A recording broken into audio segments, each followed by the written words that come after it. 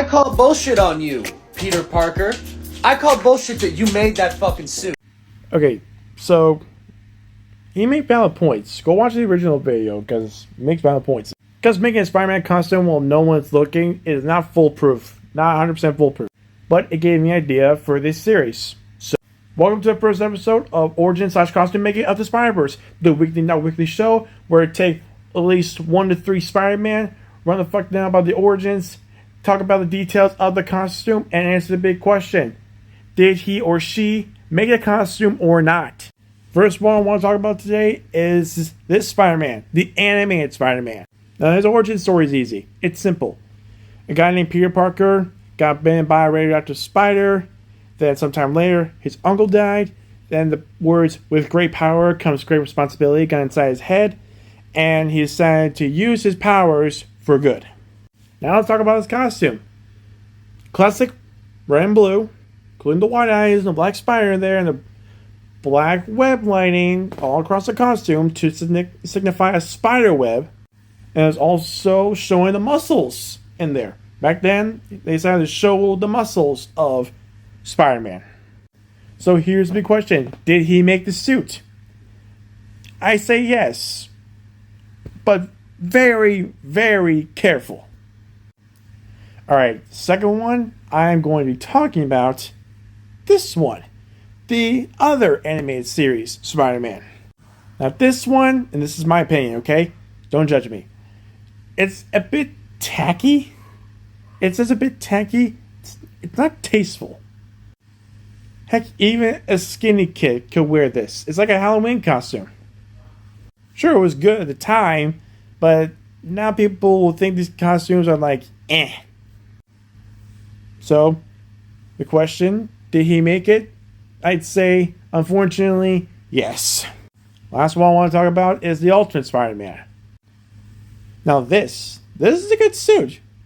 So, rocking the classic red and blue with the white eyes and the black spider and the black lining of the spider's web. There's nothing else to say. So, did he make the suit? Well, I'd say yes. Yes, he did. Alright. I just got out of the shower and just got some water right here.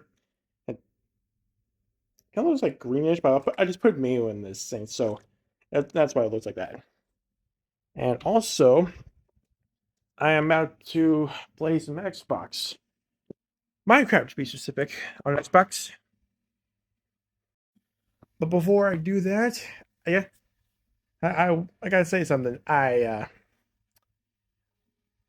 was going through my TikToks, and out of the blue, I almost completely forgot about this, which is still new to me. I guess that time to get myself nice and comfy. I'm gonna just go forward right here. Hey, welcome back to Origin/Costume Making of the Spider-Verse, a weekly, not weekly show where I take 1 to 3 Spider-Man, run the fuck down about the origin, talk about the costume details, and answer the big question: did he or she make the costume or not? Right now, I want to talk about 2 of the 3 most famous Spider-Man. The first one's going to be Tobey Maguire's Spider-Man, but not just this suit as well. I'm going to talk about this suit and this suit. Now, this suit is not that bad. It looks comfy, but it's just a wrestling outfit. It's just like sneakers, some blue sweatpants, like a red shirt, red long sleeve shirt with a spider painted in the front and the back, and then there's gloves and, well, red ski mask. It's not that impressive, and we all know about his origin story, same as the other Spider-Man I talked about last week. As for this is a work of art.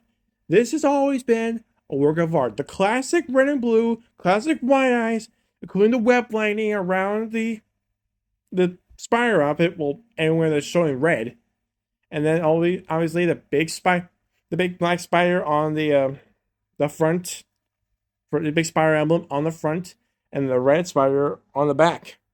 And of course, it's a black suit, but we all know what that looks like. Black suit Spider-Man, it says Spider-Man but in black.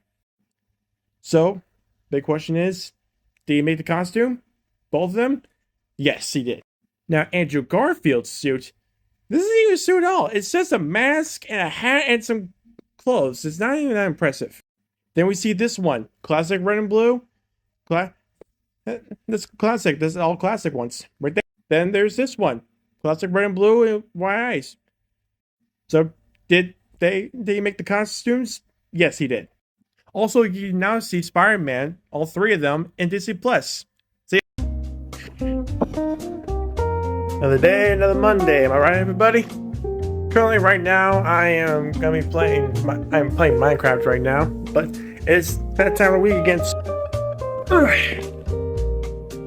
Welcome back to Origin / Costume Making in the Spider-Verse, the weekly show where we take 1 to 3 Spider-Man, motherfucked up our origins, talk about the details of costume making, and then, well, answer the big question: did he or she make the costume or not?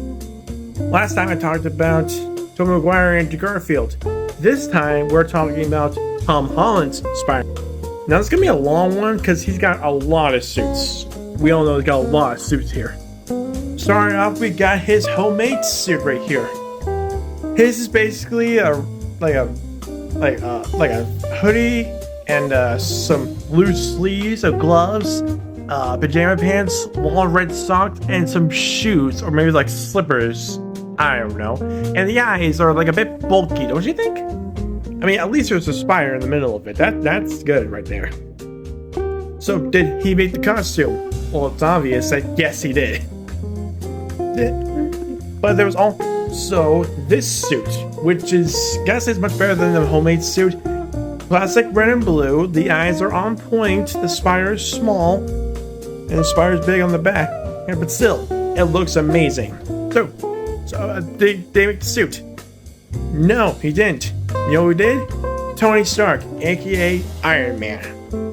Then we're later introduced to the Iron Spider suit in Avengers Infinity War, which is basically like Iron Man and Spider-Man together. And this is it.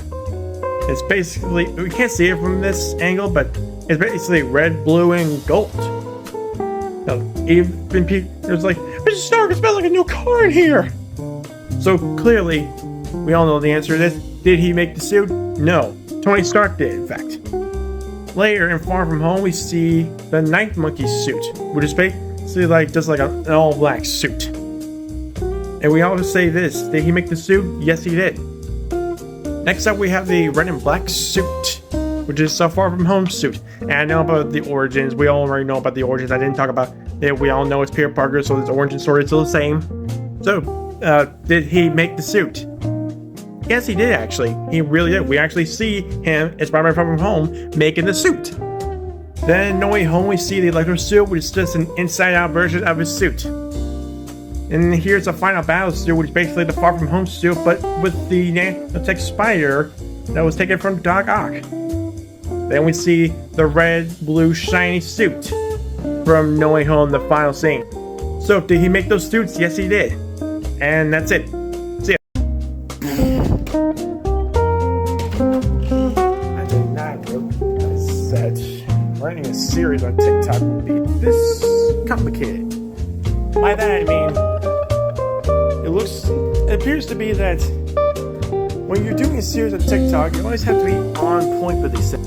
Because I was spending a relaxing day yesterday and most of the day, and I completely forgot about this. And mind the music in the background. I'm playing Minecraft a little bit, but right now, welcome back to Origin / Costume Making in the Spider-Verse. So we're gonna end with the show where I take 1 to 3 Spider-Man, what the fuck down about the origins, talk about the details of said costume, and answer the question: did he or she make the costume or not? First one I want to talk about is a Spider-Man from a past, Spider-Man Noir. This guy is Peter Parker from the year 1933. He may be a vigilante, but he's also a private eye. He was bitten by a radioactive spider, given these spider abilities, and he also carries weapons around him. As you can see, he has a gun in his hand. And he also walks off a bed, or as he like to put it, Uncle Benjamin. So he protects the city and like fights Nazis for a living, because that's what he does. Be a vigilante and detective. For his costume, it's basically I mean, you can't see it in this light, in the light of the picture, but it's clearly like a jacket and like a vest underneath it, and some like jeans and some boots and gloves and a mask that's similar to the one in a homecoming suit. So did he make the suit? I'd say yes, he did. Next up is Miguel O'Hara, Spider-Man 2099. He's an Irish-Mexican head of a genetic research program in a building called Alchemax. And he was trying to create these super soldiers called the Corporate Raiders. Then all of a sudden he lost interest. Then his former partner Tyler made him use Rapture, which was a drug. And then he went to a machine that made him like change his DNA. But then Tyler sabotaged it, and he is now 50% Spider-Man, 50% him. At first he wanted a cure for his disease, but he decided to use his powers for good. I'll explain his strengths and weaknesses in a different video. Now for his costume, it's technically a red and black with blue highlights in the comics, but I'm saying red and blue because it looks more red and blue. It also has like sharp fins and claws in the suit, and it has like a red deadly spider in the middle of it, and like red lining around the whole entire costume, which is badass. So did he make the suit? Yes, he did. The future has been modified in there. I guess it was not a wise choice to run a series on a Monday, because Mondays are so boring as hell. I mean, like, you know what? I'm gonna be filming these on a different day. Anywhere in the day that's not a Monday whatsoever. I'll put it down in the description. Currently, I'm watching YouTube. I gotta get this done so it won't be in my head all night long. So, welcome back to Origin/Costume Making of the Spider-Verse, the weekly show where I take 1 to 3 Spider-Man, where I find out about the origins, talk about details of their costume, and then answer the big question: did he or she make the costume or not? Today, we're going to be taking a cartoon turn into the Spider-Verse. More specifically, we're going to be talking about Spider-Ham here. There are 2 versions of this. This is the first one. He's basically like Peter Parker, but as a pig. His name's Peter Porker. Everything in that world is basically just animal related and cartoon related. This version of him was introduced in Spider-Man Into the Spider-Verse, and he was bitten by a radioactive pig, I guess. That's what he said. And that, of course, he's a photographer for the Daily Bugle, I think. And he has a Spider-Man costume that is in the appearance of a pig. So basically, like everything in the costume is the exact same thing as Spider-Man, but in pig form. So did he make the costume? Clearly, yes, he did. This one's basically the same, except his origin story was a little bit different about how he got his spider powers. It's like it was a spider that got into a pancake stack his aunt made. It was like mixing the batter somehow, and then he burst it out and bit him. Then he got the powers of the spider, which kind of would technically make sense since in Spider-Verse he did say radioactive pig, which would make sense. He would be Pigman if he got radioactive pig powers. That's confusing. His costume details are basically the same, but like darker, a little bit darker colors, and he's bigger in person. His ears are higher, but it's the same thing. So did he make the costume or not? Well, obviously yes, he did. He's a pig, and this one joined up with the Avengers too. How about that? So yeah, I'm gonna be filming in different days. You'll know down there. Okay, cool. Sorry, I'm a little late on this, guys.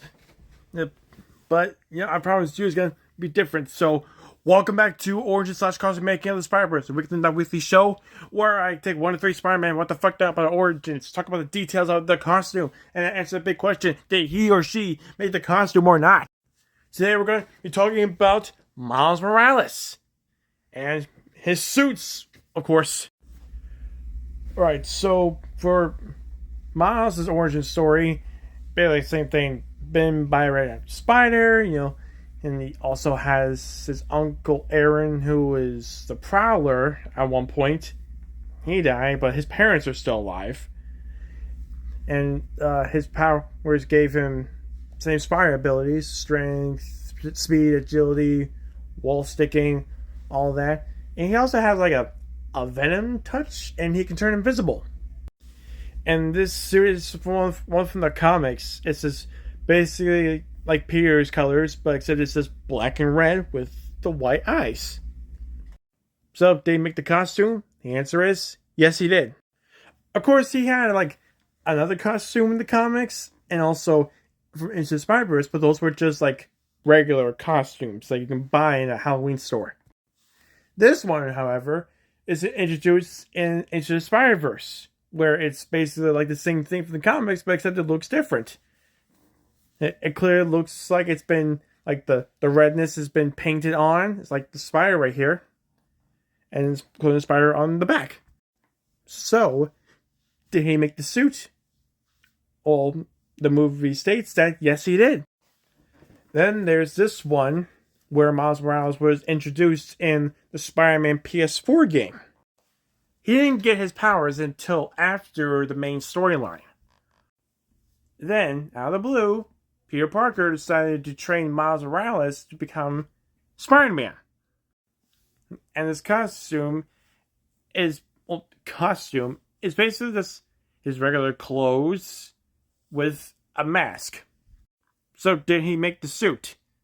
I'd say no, because it's just his clothes, and that mask was from Peter. And of course, the comic version is actually also the same one from Ultimate Spider-Man. And yes, he did make the suit. In that world, Peter Parker is dead. Especially the one from Into the Spider-Verse. So those guys tried to become the newer Spider-Man. Miles has so many suits. I'm gonna make a part 2 for this. Tune in for next week's episode. Good night. I'm a fucking dumbass. If you guys don't know what the hell I'm talking about the fact that I forgot that I was supposed to do an episode of my series on TikTok.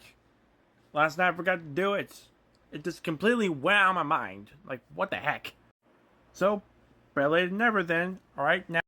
Welcome back to Origins / Costume Making the Spider-Verse, the weekly, not weekly show where I take 1 to 3 Spider-Man, run the fuck down about the origins, talk about details about said costume, then answer the big question: did he or she make the costume or not? Last week, I talked about like 3 of Miles Morales' suits. This week, I'm going to tell you the rest. And it's not going to be 3 this time, it's going to be 4. So get ready, because right now we're starting with this guy. This suit right here. So we all know in the Spider-Man PS4 game, in like the end of the main story, Miles Morales gets his powers. Like super strength, speed, wall sticking, agility, all that stuff. Then, in Miles Morales' game, we notice he gets invisibility and bioelectricity, which I gotta say is badass. And he's the sole protector of New York City, while the other Spider-Man is gonna be off country. Before Peter is away off country, this is the first suit introduced. Right here is the first suit.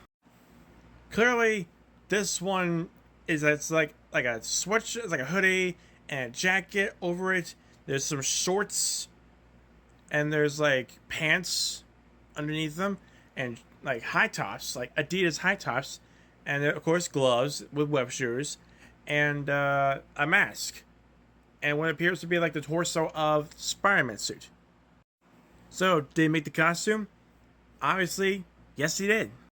Then later on, after the Rhino boss fight, Peter takes off and gives Miles a new suit, which is basically like a comfortable suit. It's like red and blue is on point, white eyes are on point. There's like little shoes, little gloves, web shoes, and like kneecaps right there, like knee pads. So, did he make the suit? No, Peter did. Ugh. looks like I'm running out of time. I'm gonna have to do like the other two in like in like an hour or two. Like probably in like 2 hours from now. Or maybe like an hour from now. I'm gonna like do the other two. So stay tuned. All right, here's part 2 of this episode here. Next up is the Prowler suit. And this is a Spider-Man suit that was created by his uncle, who was a villain named the Prowler. And he obviously did the color scheme for the Spider-Man costume, which was purple and green. Emerald green, I think that's what it is right there. And of course, there's like some dark colors in there. Or like some white pads all over from like the leg to like the armpit. And the eyes are green as well. And there's like those like stretchy pants and like some work boots, I guess that's what it is. And then there's gloves, which I think have claws on them, and web shooters as well. So, did he make the suit? As I said, no. He didn't make the suit. His Uncle Aaron did. And last but not least, the OG Miles Morales suit that you've seen in the comics, you've seen in the games, that you've seen probably the movies as well, or like the shows or whatever. Classic red and black. The wide eyes are on point. It's basically like a Spider-Man suit, but black and red. You know what I think about it? It actually is like Tom Holland's Spider-Man Far From Home suit, but the colors have been switched, like inside out. So, did he make the suit? Well, in the game, him and Genki went on trying to create a new suit. So I say, yes, he did. And that's pretty much it for this late episode. Sorry again about it being late. Alright, good night. Wow. How idiotic of me to forget about when I'm gonna do my own series. Well, guess it's on me again, so how about now? Welcome back to Orange's Last Johnson making the Spider-Verse, the weekly, not weekly show, where we take 1 to 3 Spider-Man, run to find the important origins, talk about details about that costume, and answer the question, did he or she make the costume or not? Weekly, not weekly. It's been over a week. It's Friday right now. I'm supposed to do it on Wednesday.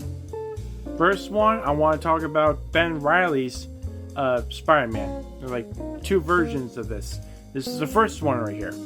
So Ben Reilly is a clone of Peter Parker, but he was supposed to be used to take down the original Spider-Man.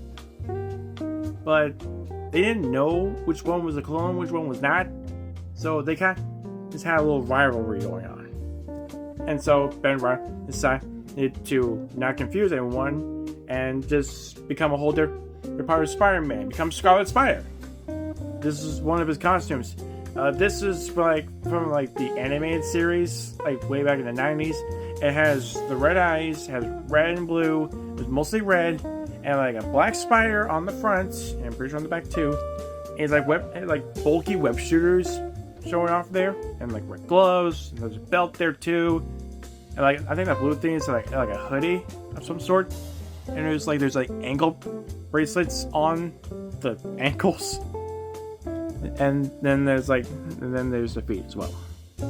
And this is a different one. This is from Ultimate Spider-Man.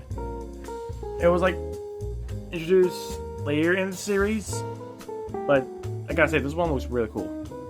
So basically, it's a red and black Spider-Man outfit, but mostly red. And of course, like the black spider on the front of it. And there's like black on the shoulders and on the mask, and there's the red eyes as well. And also in the series, he has like knives, like claws coming out of his wrists. And he also has organic webbing. This one has organic webbing. So, did he make the costumes? Yes and no. He made the first one. The first one was made by him in the animated series. However, in Ultimate Spider-Man, it was created by Doc Ock, who actually made Ben Reilly in the series.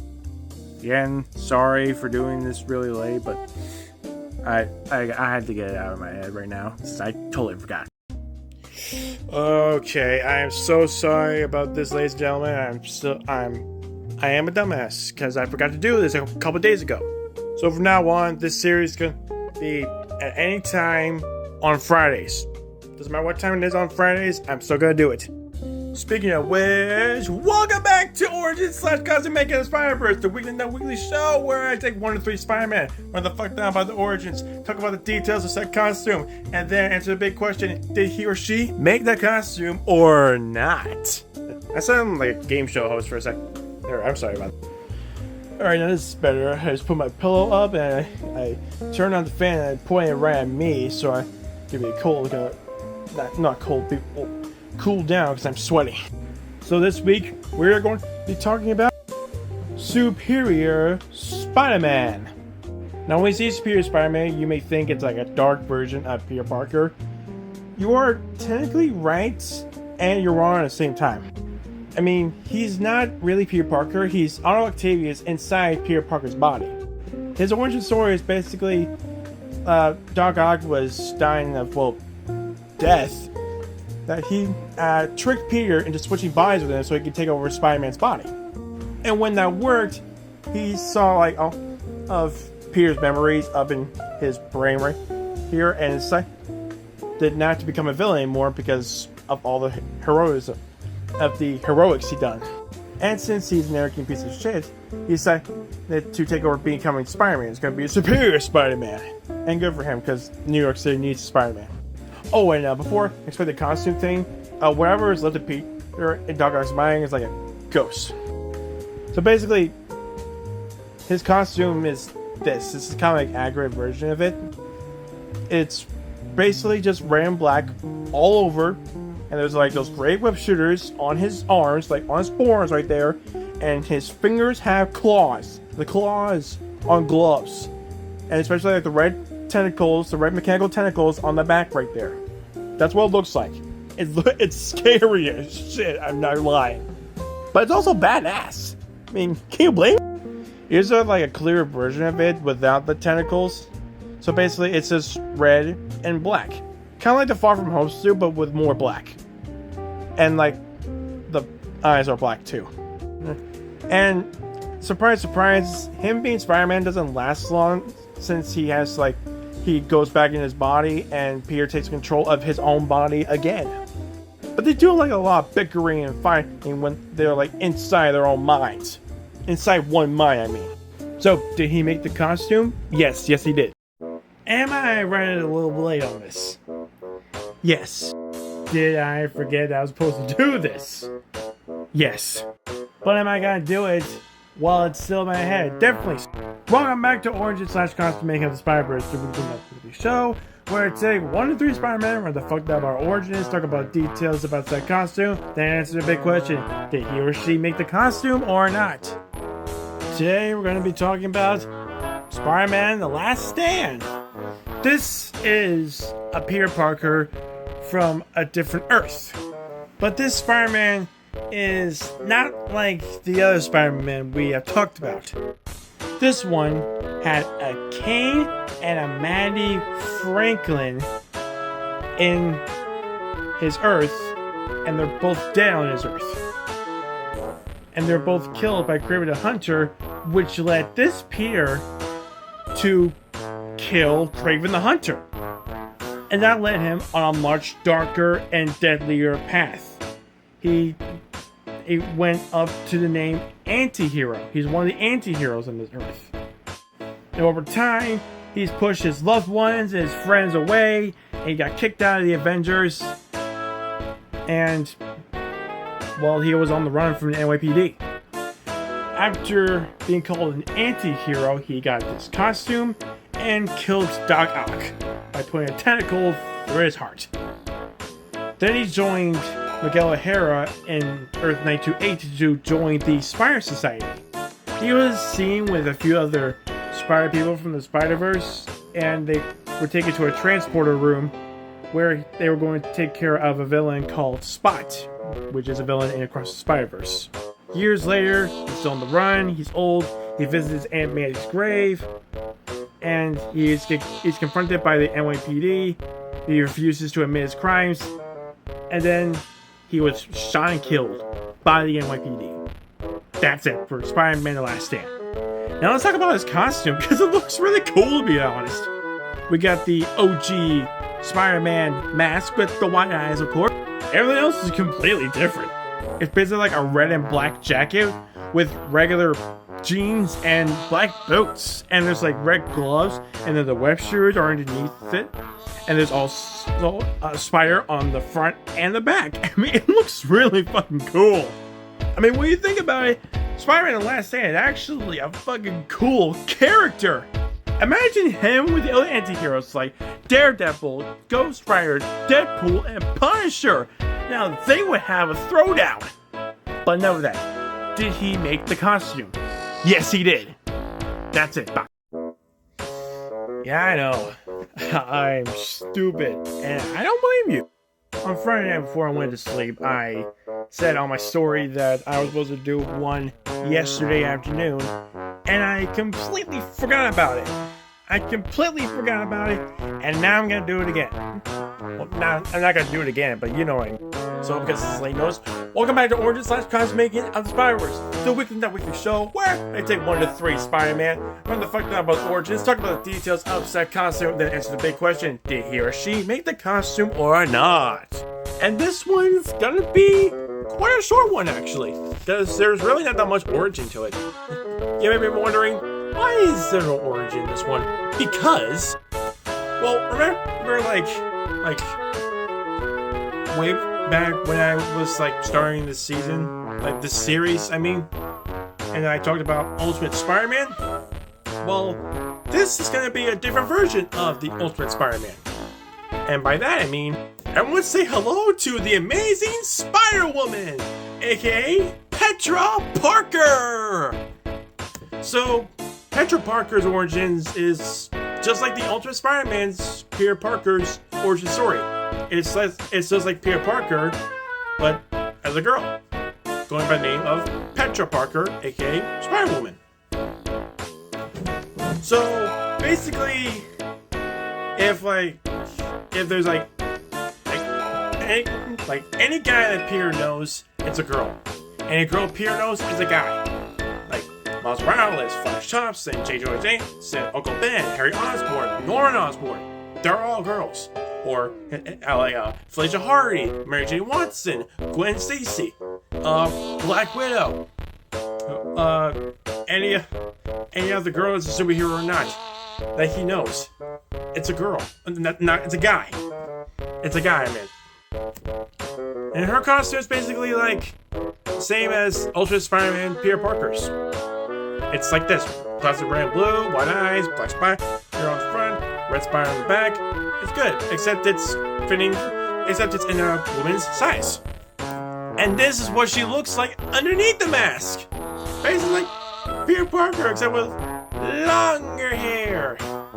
And wears lipstick. That's like the only two minor differences in there. Also the boobs, but okay. But that doesn't matter right now. As I said, this is a short one, so did she make the costume? Yes, she did. You're gonna expect another one later on this week. Hopefully on the right day. See ya! Did I literally just do one of these things on Sunday? Yes. But did I also say that I was gonna do one later this week? Yes. And did I later find out that now I can do 10-minute videos? Yes, and that's amazing right there. So, you're gonna get another one of these this week. Welcome back to Origin/Cosmaking of the Spider-Verse, a weekly not weekly show where I take 1 to 3 Spider-Man. We're in the fucked up about the origins, talk about details about that costume. Then answer the big question: did he or she make the costume or not? From now on, we're gonna be keep driving on the female route of the Spider-Verse. Gonna be focusing on the Spider-Women in here. For example, we're going to be talking about Spider-Girl, aka May Parker, or otherwise known as Mayday. So basically, this Spider-Girl is from an alternate future where she is the daughter of both Peter Parker and Mary Jane Watson, or Mary Jane Parker, as I should say, in that universe. She was kidnapped as a baby by this con artist who was working for the Green Goblin, and Kane, who is a clone of Peter Parker from this future alternate universe, he found the baby and returned her to the parents. That made Peter go after Green Goblin. They had a fearsome battle, and at the end of it, he lost a leg and got a replacement by Reed Richards. That made him realize he should retire as Spider-Man and become a husband/father. And after that, they hope that May Parker does not get her spider powers. Fast forward years and years. May's 15. She's developing her spider powers like strength, speed, agility, endurance, reflexes, spidey sense, climbing up walls, all that crap. Around the same time this happened, Normie Osborn, which is the grandson of Norman Osborn, wanted to restore the family name as he saw it, being he will have to be the Green Goblin of the future, the new generation of Green Goblin. And that made May just go and take Ben Reilly's, aka Scarlet Spider's suit, to stop this goblin, this new goblin, and want to become Spider-Girl. And her parents decided to help her, even if they're worried about their daughter's safety. But know this, Peter and MJ did not want their daughter to become Spider-Girl. But then their protests were coming in vain, and Peter decided that he would need to teach her how to survive by controlling her spider abilities. And then there's like a bunch of other stuff about her origin that I'm not gonna get into right now, because I want to get into the costume details explanation. So let's get into it. So this is pretty much what she looks like. It's basically just like a Spider-Man costume, but only fit for a girl. So basically classic red and blue, and there's like the spider in the middle and the back, but the spider has been extended. Like top arms are like on the shoulders and on the arms, and the bottom legs are like on the rest of the torso. And also she has the wide eyes and the web shooters as well. So basically, yeah, this is just a different version of Spider-Girl in a future alternate universe. And things become crazy now and then. That's it. So, did she make the costume? I would say yes and no. Yes meaning she did make it, and no meaning she did not make it alone. Because I would say that she and Peter made the suit together in case she ever needs it for crime fighting. And you know what? After the series though, I should after the series is done, I should rate all these. I should rate all these from 1 to 10. I'm not gonna do it while I'm still doing the series. I was just do it after the series. That's how it is. And I'll probably like, do it for like other characters too, but not until later in the future. So yeah, it, I'd say I'd say all technicality, yes, she made the suit. Hey, what's up, everyone? Mr. Speedforce again with a new episode of my series. Earlier today, I did say that I was gonna do an episode later today, and maybe one. Oh, yeah. That's gonna be later today, like probably in the nighttime. Well, you guys are right. So, without further ado, since I have settled in and my first week of classes has been over with, welcome back to Origin / Costume Making the Spider-Verse, a weekly not weekly show where I take 1 to 3 Spider-Man, run the fucked up about the origins, talk about the details about said costume, then answer the big question: did he or she make the costume or not? This week we're going to be talking about 2 versions of one Spider-Woman. That's right, we're still going on the woman path of the Spider-Verse. Specifically, we are going to be talking about Gwen Stacy, Spider-Gwen. The version number 1 is from the Spider-Verse movies, both Into the and Across the, and version number 2 from Ultimate Spider-Man. This version's origin story is pretty simple because if you're watching Into the Spider-Verse, then you know the origin story. For those of you who didn't or just might have forgotten, I'll tell you. This Gwen Stacy right here was bitten by a radioactive spider. Comic didn't get powers. Spider-Man's powers to be exact. And she has been the only Spider-Woman in her world for a few years. She did a lot of stuff too. She joined the band. She saved the city along with her dad, Captain George Stacy of the NYPD. One thing she couldn't do was save her best friend Peter Parker, who in her universe was the Lizard, because he wanted to be as cool as her. But she still becomes a Spider-Woman. She still saves everybody, and well, she doesn't do friends anymore because she wants to focus on being a hero instead. And that's it for the Into the Spider-Verse Gwen. For Ultimate Spider-Man Gwen Stacy, Spider-Gwen, this one is from Miles Morales' universe. The same universe where Peter Parker is dead. In an episode of the Ultimate Spider-Man series, I forgot which episode was it, but Miles is trapped in Peter Parker's universe, like the Peter Parker from a different universe where he's still alive. And because of that, there was no Spider-Man in that universe, so Gwen stepped in and became a Spider-Woman. She's been working her agility, she makes web shooters, she has digital spider sense and like her mask, and well, for the climb-on thing, adhesive gloves and footwear for that.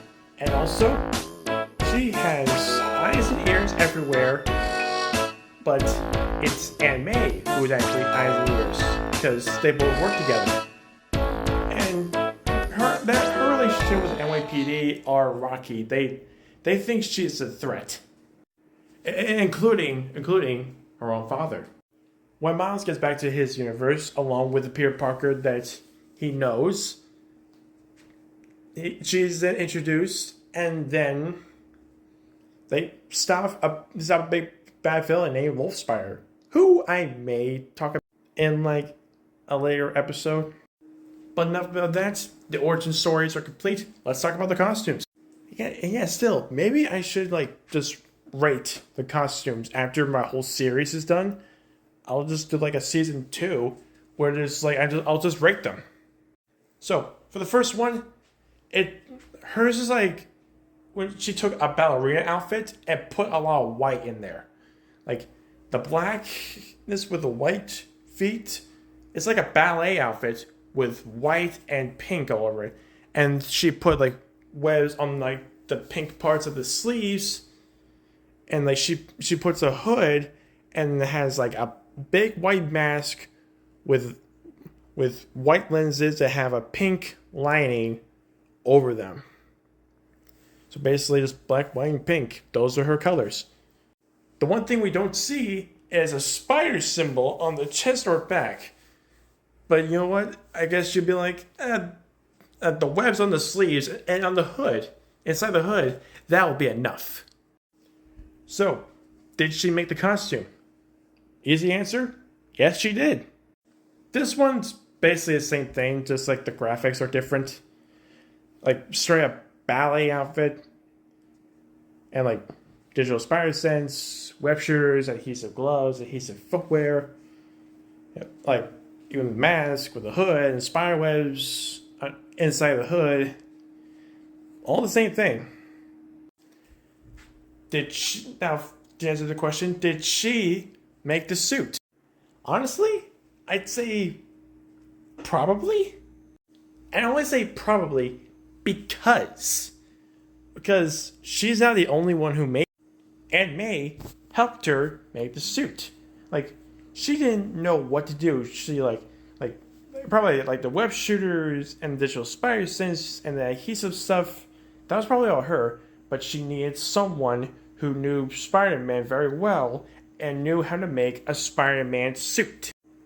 And that person is Aunt May, because in that universe, that Aunt May knows that Peter is Spider-Man, that her Peter is Spider-Man. And that was way long before he died from battling the Green Goblin, who, let's admit, is way scarier than the main Green Goblin. Like, the Green Goblin, the Ultimate Spider-Man, is wearing a suit. Like the one, but the one from Miles' universe is like an actual goblin.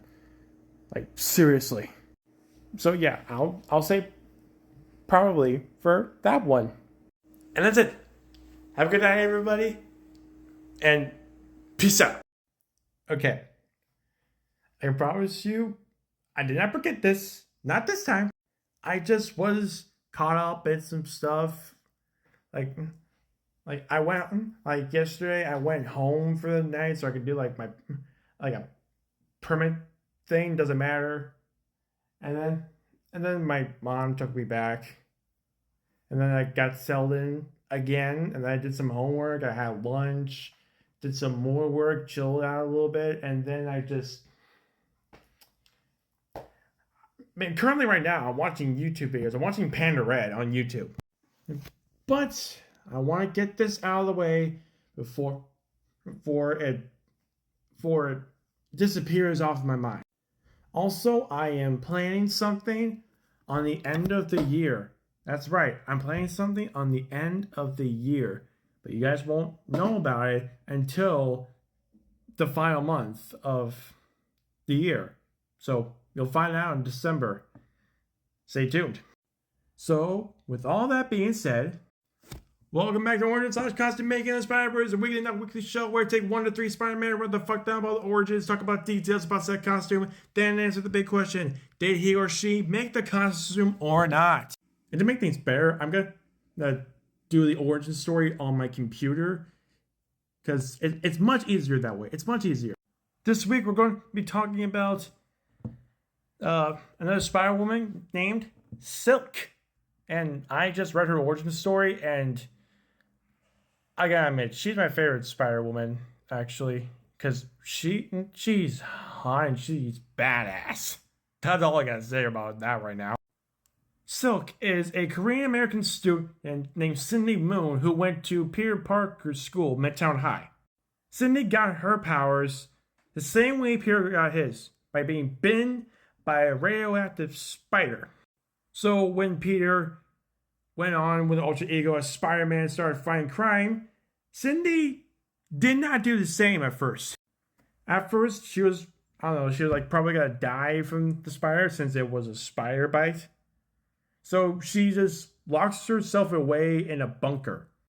And apparently this guy, like Spider Power Ezekiel Sims, that has like knowledge of spider totems. She just agrees to separate herself from everyone she knows and cares about, locks herself away to hide from some totem vampires known as the Inheritors, and she's been in that bunker for years. 13 years go by, Cindy's still in the bunker, and Spider-Man still being Spider-Man. Until one day, the Watcher had this orb that had like secrets to the world. Which like everything he sees, it's in this orb, and it's been unleashed.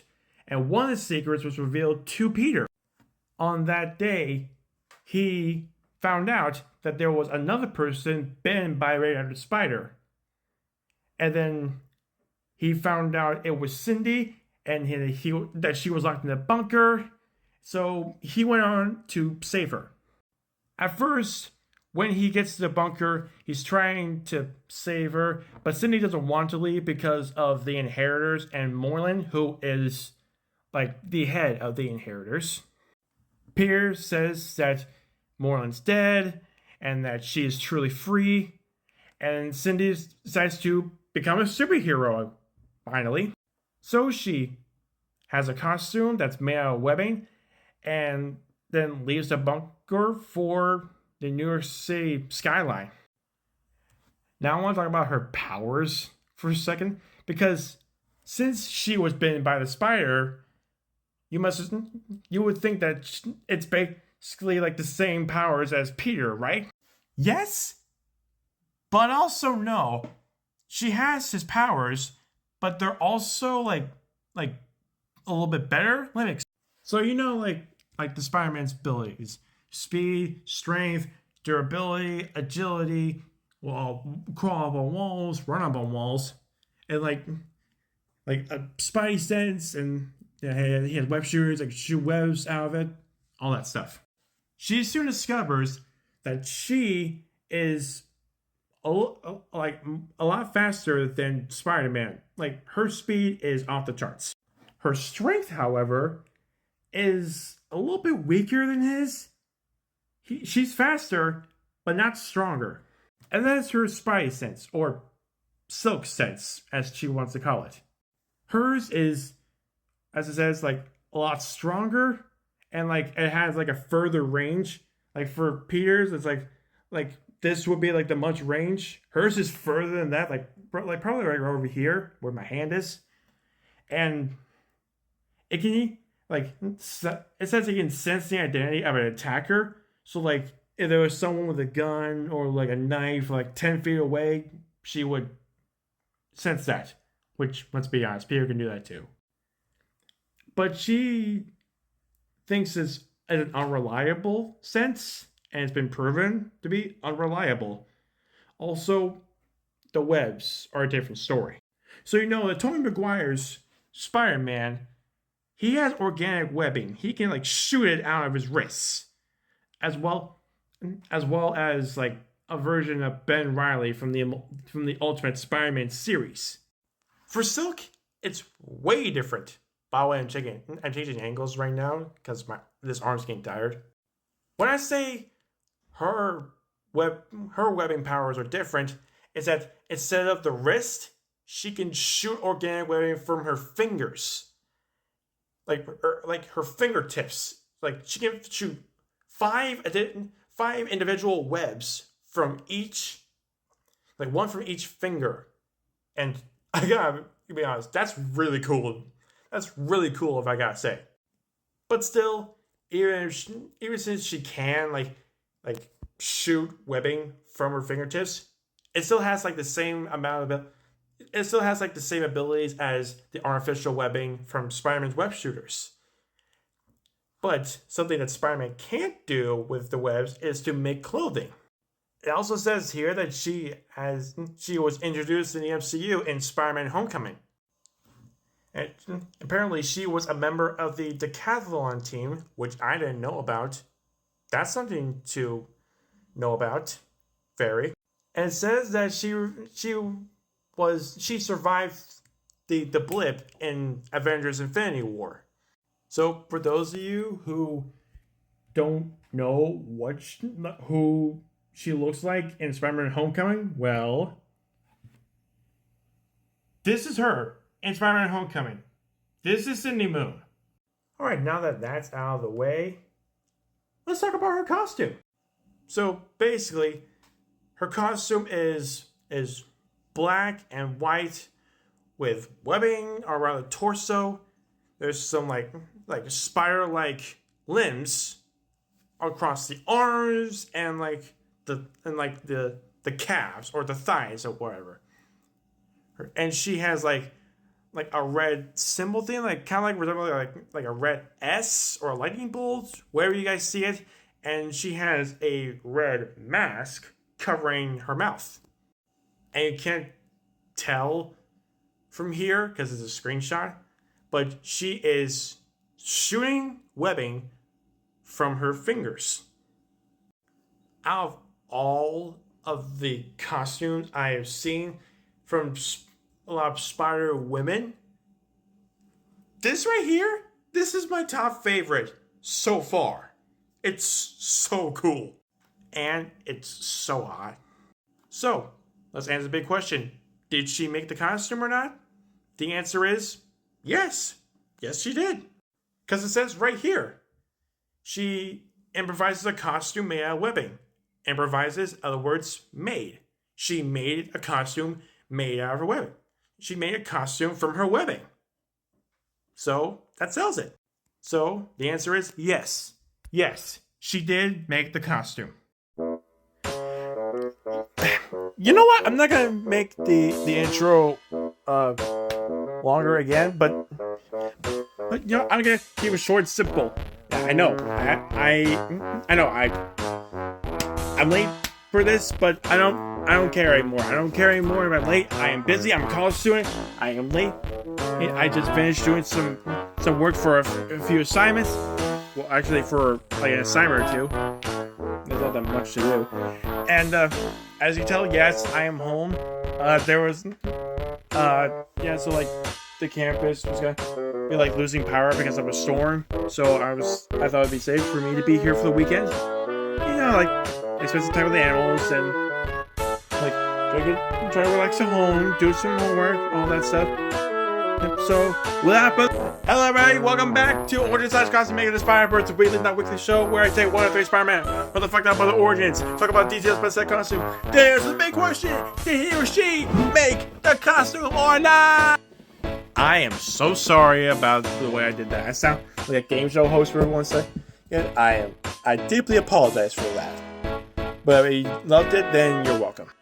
So, today we're going to be talking about Peter Parker in the Iron Spider suit, which actually has been like worn by a few other people. But I'm gonna like tell you guys about like Peter Parker in the Iron Spider suit for today.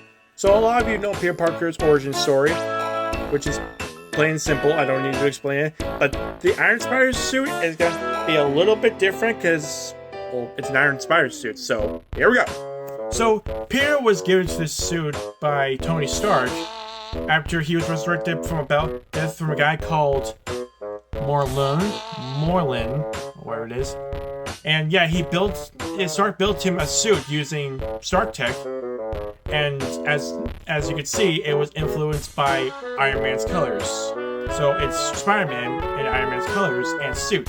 And you can tell, we can't tell from this picture, but it's got like spider legs, golden spider legs coming out of it. That's what's made Iron Spider a self-explanatory suit.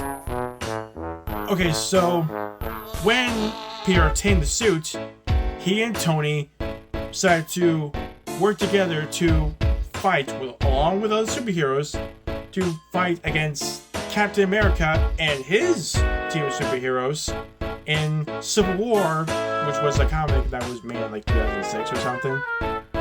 And Peter Parker was Stark's protege. But then soon after that, Peter decided to abandon the Iron Spider suit during the Civil War, like the superhuman Civil War, from like what's called a pro-registration unit, which was led by Stark. And then he moved to the anti-registration side, which was the Secret Avengers, which was led by Steve Rogers. Because of that, Tony was pissed. I think he fought Parker, lost, and took back the Iron Spider suit and stored it in Stark Tower. And then Stark sold the tower to King Enterprises, QENG. Kane Enterprises. I don't know how it's pronounced, but I'm gonna say it like that. And like, since he sold the company to this company, or like sold the tower to this company, then the armor was in his possession. And then when like this guy realized, when like the owner of Kane Enterprises realized that the Iron Spider armor was still there, he shipped it to the Avengers hangar where Tony Stark would still have it. After it was shipped to the Avengers hangar, MJ, Mary Jane Watson, took the suit to help the heroes defeat what's called the Regent. I don't know what that is. I might have to look it up later. Then when like she did her hero thing, she abandoned that suit, and it was in possession of a woman named Ceres. Caris is spelled Cres. I don't know how to say it. I'm gonna say Ceres, and she like changed like the total majority of the suit. It's not like this anymore. It's not red and gold with like that many tentacles. Okay, it's changed to black and yellow. So she changed like the red to a black. Still kept the gold. Added something like a Waldo or some sort, and then gave it numerous amounts of upgrades that have been unrevealed. And when coworker or like a close friend of hers named Aaron Davis, who you might not know, is the uncle of Miles Morales' dad. Is the uncle of Miles Morales, aka that Spider-Man. Yeah, the Spider-Man right there. So on his way to her office, he then bought the armor as a way to aggravate, to piss off Miles Morales, who was the newest Spider-Man. But then after that, he then sold it back to Stark. So basically, just the story is, Tony made the suit for Peter. Peter wore it to fight Cap.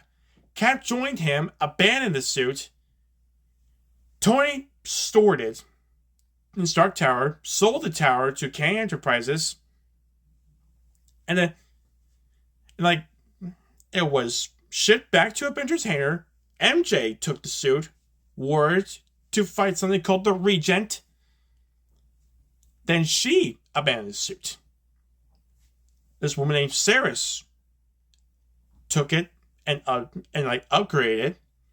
Then Aaron Davis took it, used it to fight Miles Morales, which is his nephew.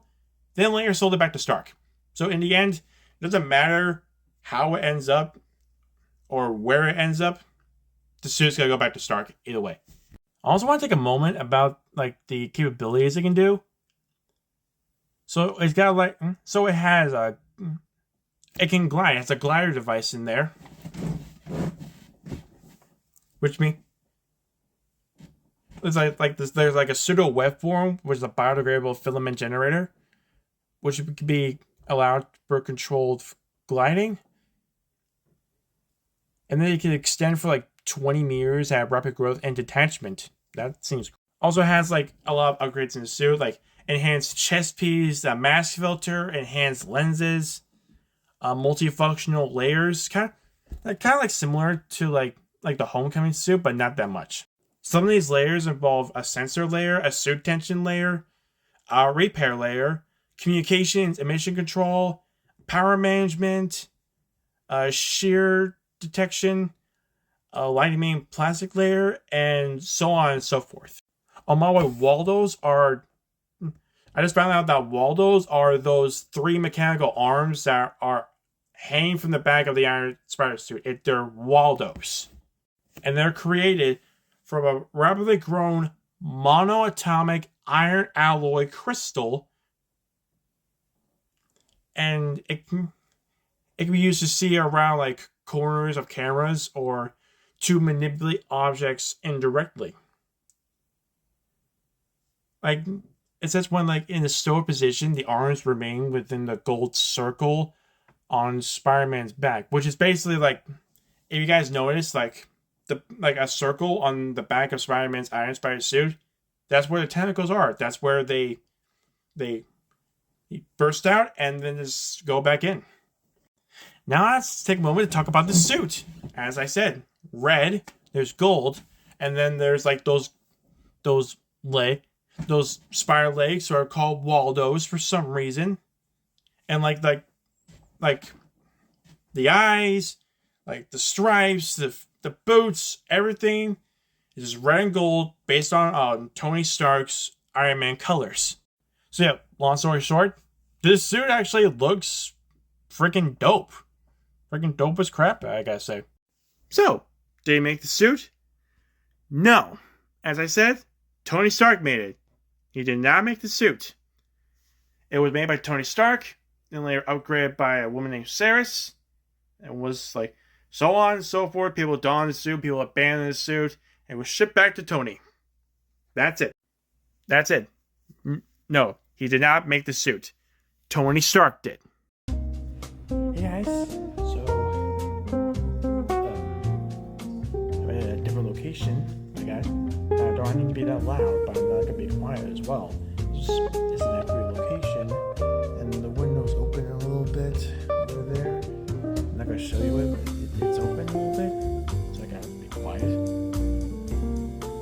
With all that away, and then almost forgot about. Welcome back to Origins / Costume Making the Spider-Verse, the show where we take 1 to 3 Spider-Man, run the fuck down about the origins, talk about details about that costume, then answer the big question: did he or she make the costume or not? Why do I keep saying 1 to 3? I mostly do 1. I'm just gonna say one Spider-Man. Yeah. Today we're gonna be talking about Cosmic Spider-Man, which is a Spider-Man from Earth 13, I guess. So this all starts back in 1976 in a comic called The Spectacular Spider-Man number 158, where Loki decides to make a team of villains that is Magneto, Red Skull, Doctor Doom, Kingpin, Wizard, and the Mandarin, and they join forces with Loki because the main principle behind this idea was that the heroes were becoming too familiar with regular enemies. So, I guess to them, they're regular enemies of the heroes. So, Loki thought to bring the best villains there, join forces, and beat their foes one by one. However, it might have been good, but it wouldn't be an effective plan against Spider-Man, because he would take them out all instantly. So, no matter how many teams he makes, Spider-Man will always win. Always. So they decided to create something called the Tri-Sentinel with his magic. And if you guys wondering what the Tri-Sentinel looks like, you may have seen this before. It says X-Men Apocalypse, when in reality, it's a photo from X-Men Days of Future Past. This is a Tri-Sentinel. This is what it looks like. Not the ones we saw in 1973. The ones from that future right there. Those are called Tri-Sentinels. It's just, imagine like 3 kinds of Sentinels and just combine into one. That's a Tri-Sentinel. And like, therefore, no doubt Spidey would face competition, which means that they might have a chance. However, Cosmic Spider-Man, he get the job done. He defeated the Tri-Sentinel. Regular Spider-Man wouldn't do it, but Cosmic Spider-Man, he would do it. And here's how it went. Okay, so the regular Spider-Man was helping out a professor at Empire University named Maxwell Lubitsch. They were trying to tap into an extra-dimensional power source. I mean, seriously, why would you decide to do that? Is it for a good reason? Why not just call the Avengers for this? It says here one of the machines in the lab has overloaded, and when exploded, it unleashed something called Enigma Force, which then flowed through Peter's body, giving him cosmic powers of Captain Universe.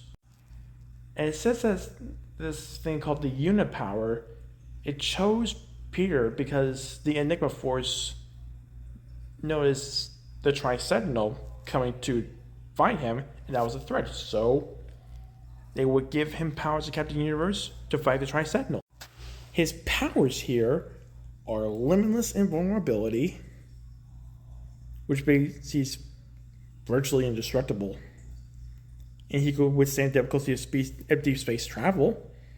Another one's called matter manipulation, which is like him having complete control over all 4 fundamental forces in nature called gravitation, electromagnetic, strong nuclear, and weak nuclear forces. With that, he can rearrange matter, and he can change the form of elements. And he also channeled beams of energy through his hands that are powerful enough to destroy planets, like Captain Universe. He can do that, and he can fly as well. With this, he can also turn his webbing into adamantium, which is the virtually indestructible, strong metal in the Marvel Universe, other than vibranium, of course.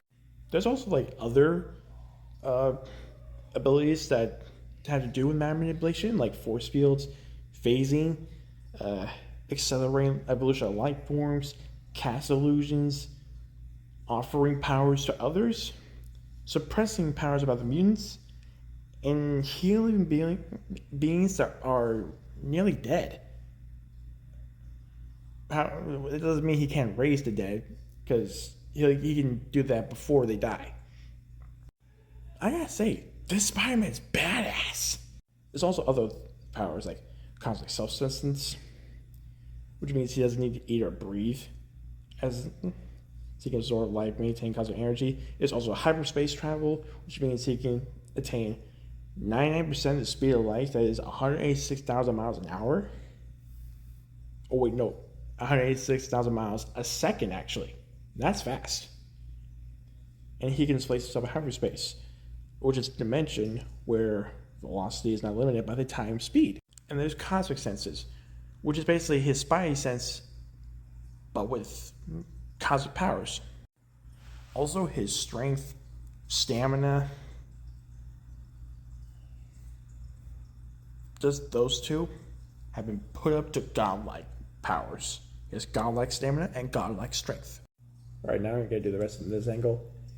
If you don't think that Cosmic Spider-Man is badass, it says here he can punch Great Hulk into orbit. Punch Thor into orbit.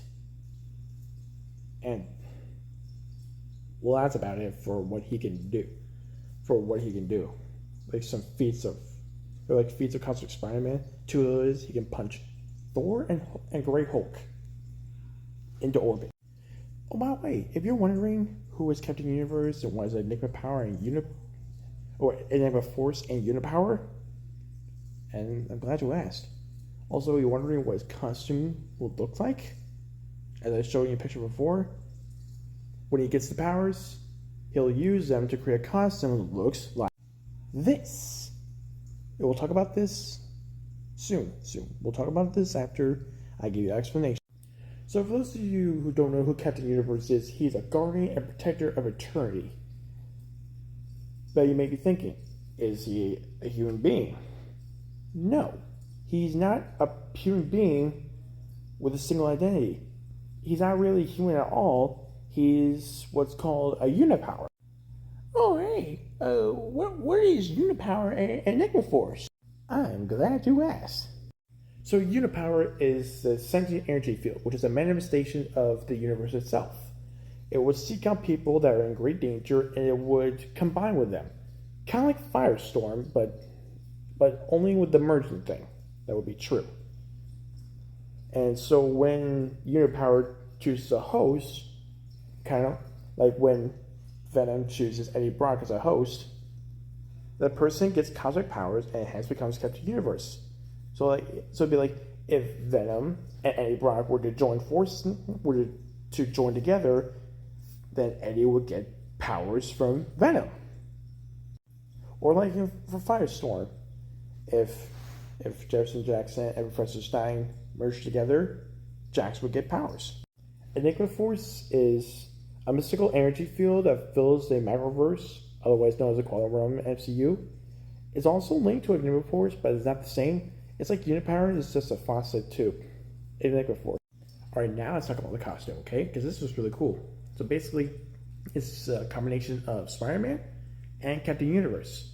So basically, it's just mostly Captain Universe, which is blue with stars and like patterns of dots and lines everywhere.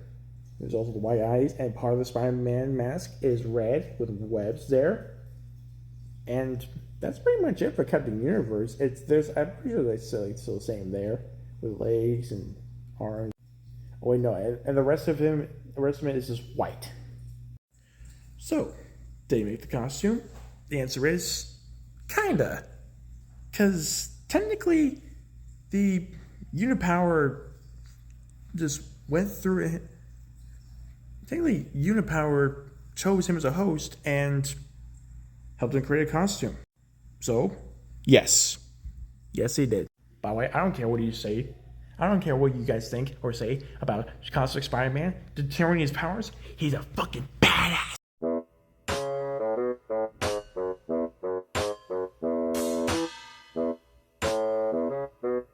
What are you looking at, dude? Sweet mother, great fucking ghost.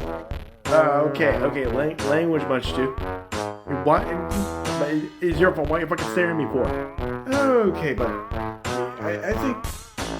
Okay, buddy. I think you're hallucinating a bit. This has gotta be a dream because you're talking to your damn reflection. Oh yeah, it's called Moon Night because we are actually talking to our own reflection. Actually, this is. Well, actually, I guess it's time to pull on my face. Hey, buddy. The one me. Oh, you again. You again. Right now, you're going by my mirror. You know, the freaking moon night. What is all this? How else am I supposed to tell you that you have an episode that's supposed to be airing right now? Well, I was gonna make like a snappy intro, but then again, I went to do it. So, welcome back to Origins/Cosmic Making this podcast. So, we can with the show where I take one Spider-Man, where the fuck about their origin, talk about details about said costume, then answer the big question: did he or she make the costume or not? Oh, going for just one. I guess that would make sense, right? Yeah, would. Get out of here, dude. This is my show. Get out of here. Okay. I'm going. Shit. Alright, so sorry about that other guys. My brain got one. He disappears every now and then. Alright, now for this episode, I'm going to be focusing on the different kinds of Peter Parker clones. A while ago, I did Ben Reilly, aka the Scarlet Spider. But I'm going to be telling you guys about another Spider-Man. A lot of you know him as Kane.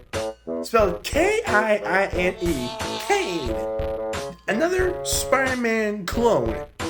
And this is one of his suits. This is what he looks like without the mask. And this is just a worse version of Kane with blonde hair and a stupid ass costume design. We're gonna talk about that later. So, Kane was created by Miles Warren, and the first attempts to clone Spider-Man, though initially appearing to be a success, there were flaws in the cloning process, leading him to quickly becoming deformed and mentally unstable. Also, by the way, yeah, that stupid ass costume design, that's his original costume. I don't like it, to be honest. Warren decided not to destroy Kane, and Kane did feel rejected because he wasn't like an exactly perfect copy of Peter Parker, and so he left the Mad Professor and soon discovered that his degeneration has been giving him powers and his physical abilities have been boosted beyond the original Spider-Man's, and he had developed a limited precognitive ability, which is kind of like basically like a like another version of Spidey sense. He also developed what came to be called the Mark of Cain, which is an acidic touch that burns a distinctive mark on the victim's faces. Alright then. After Cain left, Warren continued on cloning Spider-Man. eventually creating Ben Reilly. So this one was created before Ben Reilly was introduced. After Ben Reilly was created, Warren sent Reilly against Peter. And then Ben ended with both Warren and Reilly assumed dead. But it seems like Warren had created a clone of himself that had died in his stead while he remained in stasis in a cloning pod. So I guess it probably was the clone that died, and the original was still alive. And Ben Reilly, on the other hand, fled New York after realizing that he was a clone of Peter Parker. So you may be wondering, how does this guy become the Scarlet Spider? Well, I'm glad you asked. So he started taking a trip around the USA to enter Mexico. He's been earning money from both stopping robbers and committing robberies. So he's basically like a hero and a crook at the same time. And during his stay in Texas, he saved a young girl called Araceli. I don't know what. I'm going with Araceli. I don't know. Any Spider-Man fan who has known King their whole lives, please correct me in the comments. I feel so bad. So he saved this young girl from human traffickers and left her in a hospital. So that's the hero part of him. And then when a villain came after this girl, King felt that he had to save her instead of leaving Houston. So I guess the lone wolf decided to become an actual hero this time. Good for him! Woo! So in a scarlet suit, he's faced the Salamander, which I guess is the villain, and managed to defeat him. And he was called Scarlet Spider, or as in Spanish, it's called Araña Escalada. That's what it says. Araña Escalada. Yep, it says Scarlet Spider in Spanish. And then there were people at the scene, and they cheered him and told them that they needed a hero. And then Kane developed a sense of responsibility for this girl that led him to stay in Houston as Scarlet Spider. So he just became a full-on hero. And he's been on other adventures like fighting against the Assassin's Guild, the Watchdogs, and Anna Kravinoff, who tried to kill him in order to free her father from the curse of immortality. Yeah, I don't want to know about that. His powers, on the other hand, I'm pretty sure I just mentioned one of them, which is something acidic, but his powers are like the same thing as Peter Parker's and Ben Reilly's. Enhanced speed, strength, stamina, durability, agility, reflexes. There's a healing factor, wall crawling. Up, yep, the Mark of Cain. The Mark of Cain, that I said. Which means it's like acidic. It's basically acidic, but another way of saying it is his deformity on his hands has channeled the same energy endothermic ally through his hands and leaves a severe burn mark on a person by making skin-to-skin contact with them. So basically, just a physical contact with someone's skin makes an acidic burn mark. He typically leaves this mark across a person's face, though it's presumed he could do the same to other parts of the body. And he also has organic webbing as well, along with psychic alignment with arthropods. So he has a method of creating a psychic alignment with his environment, specifically a more empathizing and sympathetic relationship with spiders. So I guess he could control spiders. But he wasn't able to communicate with direct or command them. I guess it's both a yes and a no on commanding. And he had former powers like Spidey Sense and the Stand-Up King. Like a Stand-Up King had venomous bone-like stingers which extended from his forearms. Also, he had night vision. He's also a hand-to-hand combatant and uses an unusual type of freestyle technique similar to Spider-Man. And he's also smart, very high IQ. Alright, with the origin story out of the way, let's talk about the costume. Starting with this creepy-ass costume. I mean, you can't see it from this picture, but it looks like a pink cape, like black and blue all over, and like long hair showing. And it looks like this part of his mask is actually his face, and the other part is just the mask. And then there's claws on his hands, his fingers, actually. And here's another version of that costume. Much cooler, much better, I would say. I love this suit. Which is basically a black and red suit. As simple as that. And this is the same thing, but that's what it looks like underneath the mask. And much more clear light. So I would say he's probably like MCU's version of Two-Face in this thing. Like a good side and a messed up side. So, do you make the costume? Or costumes, I would say. The answer is the cool one, yes, he did. And the second one, yes, he did. My God, I would arrest him if he looked like that. I would rip that costume to shreds. But I would let him go if he wore this one. It looks badass. I'm just saying. Okay, I am fine. I hope you guys finally understand why I call this the weekly. Not weekly show. I know. I haven't done this in like 2 fucking weeks. But I'm a college student. I have stuff to do, so I can't do this shit all the time. Whenever I do have free time to make a TikTok, it's just usually your normal TikTok.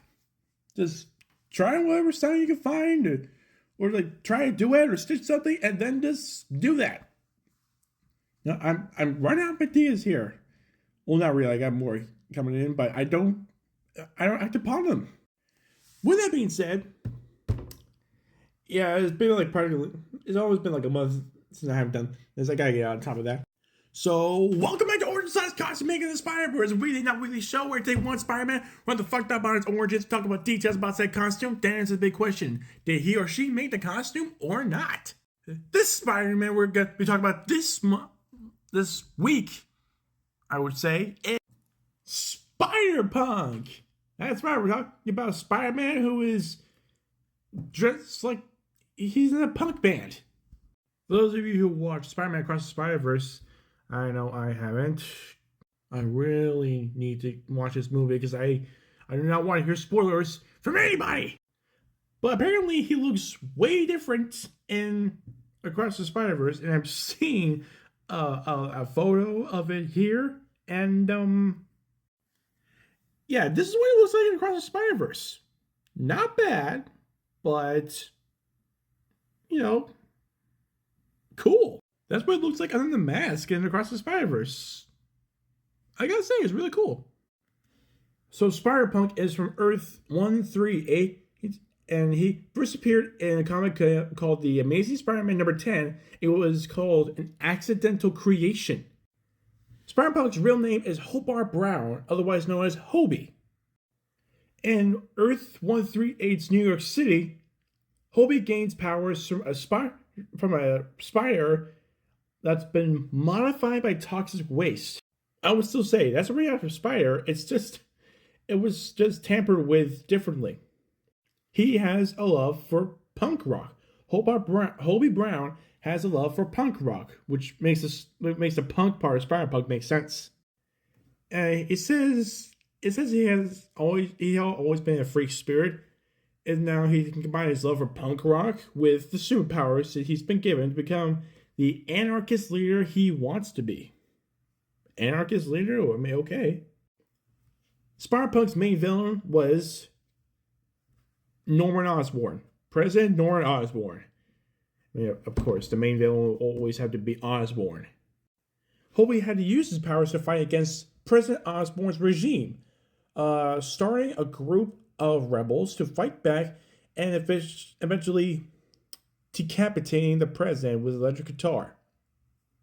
So I guess he's using a guitar to President Osborn. Wow, I guess Harry was pissed after that. Assuming there is a Harry in Earth 138. I'm also eating dinner, by the way, because of wondering where these fries are coming from.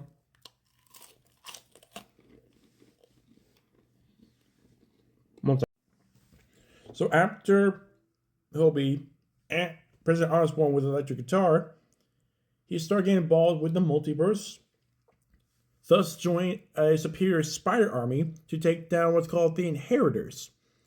And then he eventually switched to the Spider Army to help his fellow Spider people, which is similar to the Spider Society and across the Spider-Verse.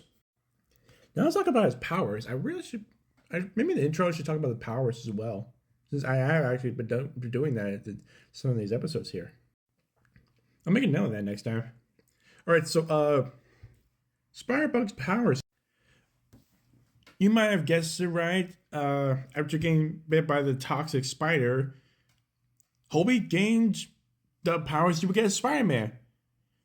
Like he can climb on walls. He has enhanced senses and reflexes, and strength, speed, stamina, endurance, agility, all that stuff. And Hobie can also shoot webs from his hands, just like any other Spider-Man. But it says it's never revealed if it's done biologically or mechanically. So in other words, there's no answer as whether they're organic webs or just web shooters. So yeah, these abilities that have been combined with his favorite weapons, which is like a spiked mask, which you saw in the picture earlier, and an electric guitar. They're swift to how he takes down his enemies, just like a guitar and his powers, and his mask. Okay, now I see there's a difference, because a noticeable difference between Spider-Punk in the comics and Across the Spider-Verse counterpart is that this one's British. And considering how his comic design was originally meant for Spider UK, I guess that makes sense. Making him British in the film is actually a callback to his origins. Spider UK's. There's also stuff about Ultimate Spider-Man, like the Ultimate Spider-Man series, but I'm not gonna do that. I'm not gonna talk about that. And then there's some stuff about Spider-Punk staying to his roots. It wasn't a part of Spider Society in the comics. He was part of the Web Warriors and Spider Army. And it has similar premises of uniting Spider-like people. The fight with Norman Osborn was a defining moment in his origins, in his life of being Spider-Punk. Now we got that thing out of the way. Let's talk about his costume. Because let's be honest, for someone who loves punk rock, it's not that bad. It's just like a typical red and blue suit on the top, at least, except it has like a jean jacket with no sleeves on it. The mask is original, and it has like the spikes, as I mentioned earlier. He has like spike bracelets and a spike belt on him as well as spikes on the jeans and like the shoulder parts of the jean jacket. He also has what appears to be like the original Spider-Man pants. Like, so that's like another part of the costume. And for the shoes, it's just red. I don't know what those are called, Converse, like red Converse ones. And that's it, pretty much about the costume. Yeah, that's pretty much it about the costume. I can't see any other details about it. So yeah, I never thought there would actually be a Spider-Man who was capable of killing someone, but looks like here we are. This Spider-Man decapitates a Norman Osborn's head off with an electric guitar. How the fuck? I mean, unless the electric guitar had like some fucking blades on like the end or something, like that would be impossible. Like it wouldn't, like the guitar wouldn't hurt someone. That someone would break the guitar. Like it cannot happen. It cannot happen. Sorry, I got sidetracked by that. But it's mind blowing to me that he can kill someone with an electric guitar. So yeah, only another reason that I also haven't been posting is because midterms happened, and I have been struggling to get my grades up. I mean, at least two of my classes have bad grades, but recently I got a C- in one of my classes. I hope I get to a C+ as well to at least a C- on my bio class. But enough of that. time to answer the big question. Did he make the costume or not? The answer is yes. Yes, he did. And just like like Peter Parker, Gwen Stacy, Miles Morales, he has to be the one that made the suit. I mean, who else would put the spikes on his head? No, he would put spikes on the mask, as well as have the idea of the bracelets and the belt and the jean jacket. So for God's sake, he did make the suit. Yes, he made the suit.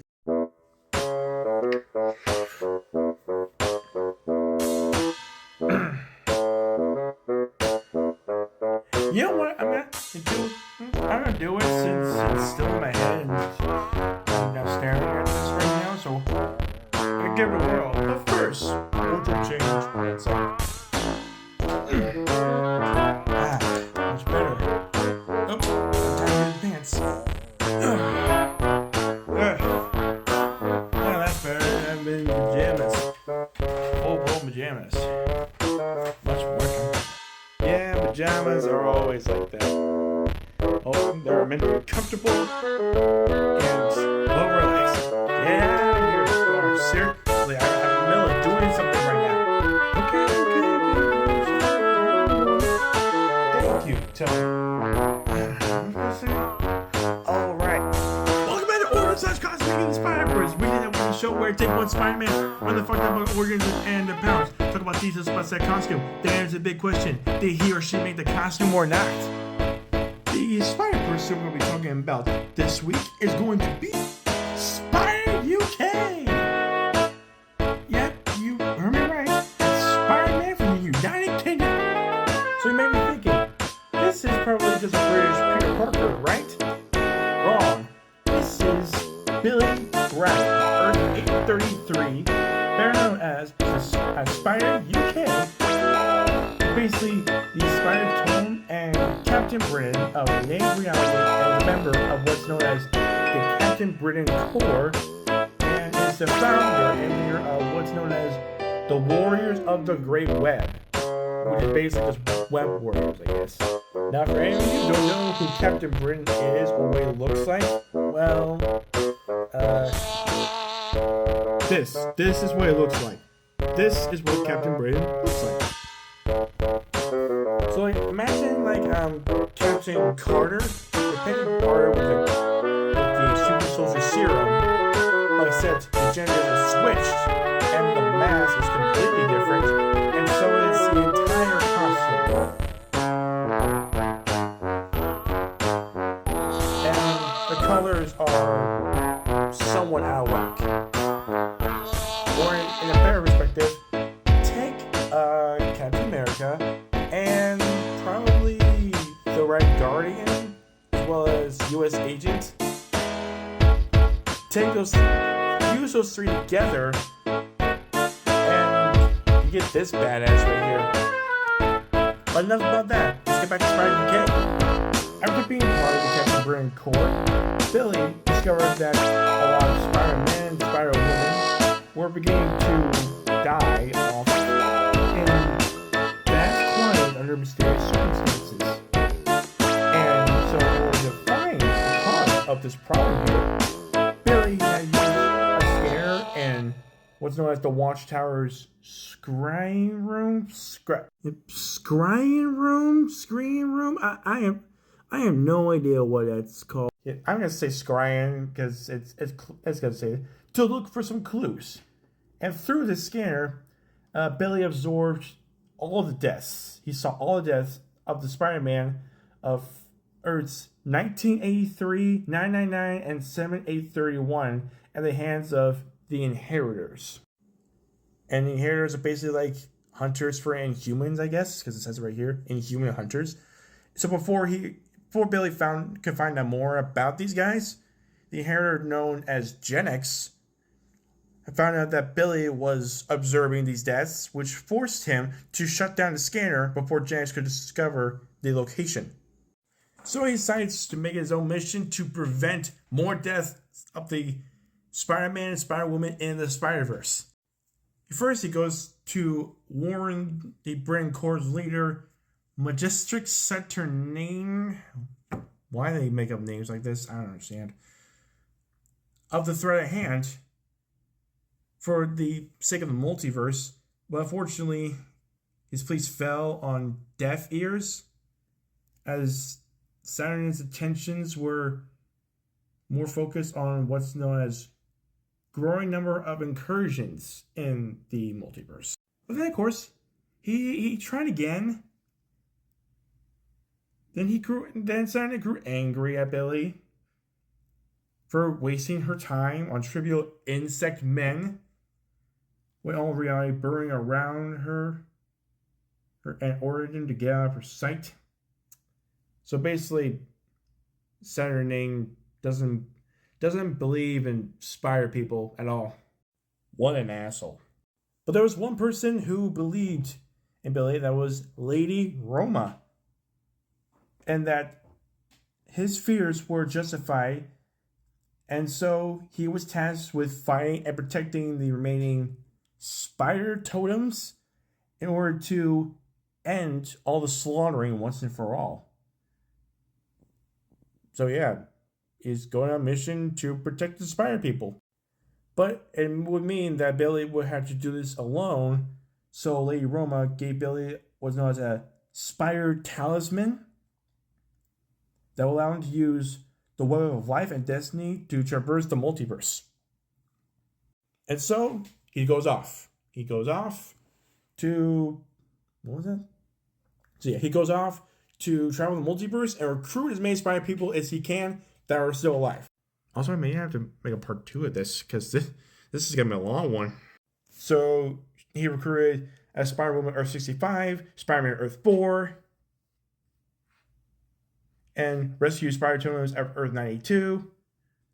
And then he arrived to successfully save Spider-Girl and Benji Parker from this guy named Deimos, but right too late to save the father. I think like Gwen's father, I guess? Spider-Girl's... I think like Spider-Girl's father or Gwen says. Then the Spider chose Earth 616, the famous Earth 616, and the members of Superior Spider Army were recruited. Then Billy passes role as leader to the Spider-Man 616, as he wants only one of them that to be an inheritor on 2 separate occasions. And he keeps doing this for a lot of time. Like, he goes to different Earths, recruiting a lot of spider people to stop this massacre from happening ever again, or continuing. And then, like, he defeats the Inheritors to Earth. He defeats the Inheritors and unleashes them to, or banishes them to Earth 3145. And then he was sent back to his own universe. Oh, he also stopped the Superior Spider-Man. Way to go, him. But Billy wasn't able to go back to his own world, since it was being destroyed by an incursion in his absence, which he didn't care at all. He cared about saving the spider people. So he decided to stay in this world called Loom World with Karn and Anya in order to form themselves a team that would use technology led from the Inheritors and the Great Web of Life to help any universe that was in need of Spider-Man. So that's the entire shtick right there. This guy, Billy Braddock, wants to save Spider-Verse from getting slaughtered. So he goes universe to universe, travels to save and recruits a lot of spider people, and defeats the Inheritors, bandages to another Earth, and has to stay here since he can't go back to his own world since it was destroyed. His powers are basically like the same thing as Spider-Man. Strength, stamina, durability, agility, reflexes, equilibrium, senses, healing factor, wall crawling, web shooters, also speed as well, and that's it for power. Also equipment, web shooters, and spider talisman. Now let's quickly talk about the costume. Okay, well, it looks actually really cool. The red and blue are still intact as classic colors. It's just it looks like the British flag is like embedded into just added on into the suit. So like the red showing the abs and like the sides are the blue. On arms, like probably 90%, probably like 80% of the body. Well, 20% is on the gloves and the like shoulder pads and like somewhere in the ribs and the mask too. Mask classic. No spider emblem though. That's different. No Spider Emblem. Also, I forgot to mention, but one thing. This actually inspired this Spider-Punk's design for his costume. So, it was an inspiration of Spider UK. Crazy, right? Spider-Punk got his design from this guy. So, did he make the costume? Yes, he did.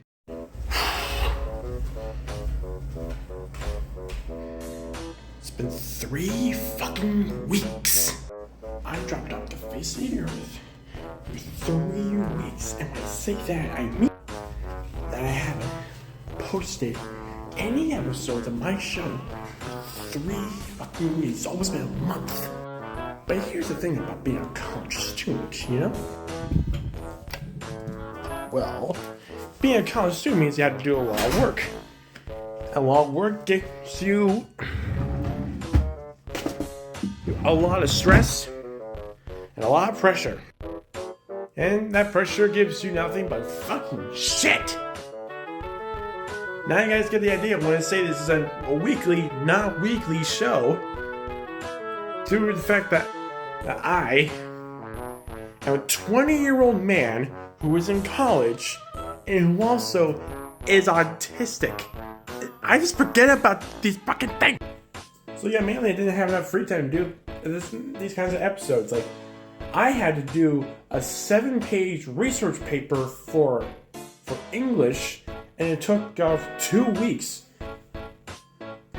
Then it was also Thanksgiving, and I had to do some work still. Also, I want to spend time with my family and my dog. Well, all that's been settled with, and like my workout schedule has been back on track since the research paper has been in the way there. So let's get back to our regular scheduled program, shall we? So, welcome back to Origin/Consummating Spider-Verse, a weekly show where I take one Spider-Man from the fucked up origins and their powers, talk about details about that costume. Then it's a big question: did he or she make the costume or not? I almost forgot the intro because I haven't done this in so long. Anyway, who we getting this week in my eyes? Well, as some of you may know from an earlier episode, I talk about Peter Porker, aka Spider-Ham. Well, turns out, Peter Porker has a clone as well! So, ladies and gentlemen, prepare to meet Kane Porker! That's right, Kane Porker, a Peter Porker clone! What are the odds of that? Okay, so I looked at Kane Porker's history, and there's really not that much of him, other than just being like Peter Porker, but clone version. Where you guessed it, you're correct. Kane Porker is a clone of Spider-Ham. He initially wandered the backcountry sites, or I should say styes and pens, before returning to New York. Then he donned Spider-Ham's stealth suit, which he had for a long time, I guess, and took on the superhero identity of Scarlet Spider-Ham.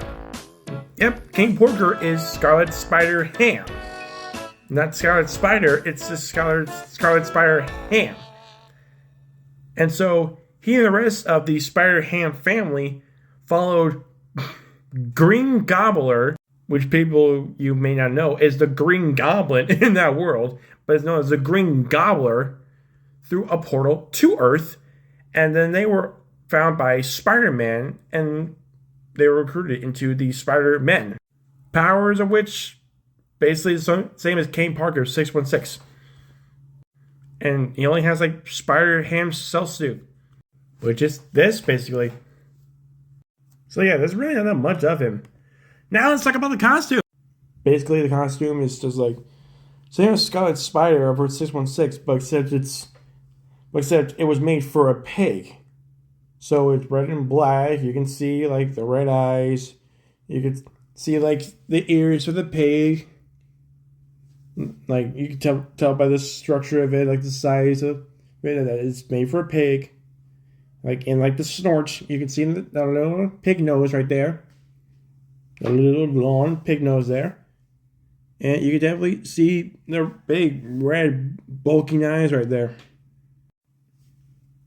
So did he make the costume or not? The answer is no. And I say no because it literally says that he stole it from Peter Porker. It was his stealth suit, and he just made it his own suit. So the answer is no. Also, I want to apologize for not making any episodes for these past 3 weeks. I have been super busy, but now we're back on track with these kinds of videos. Stay tuned for more.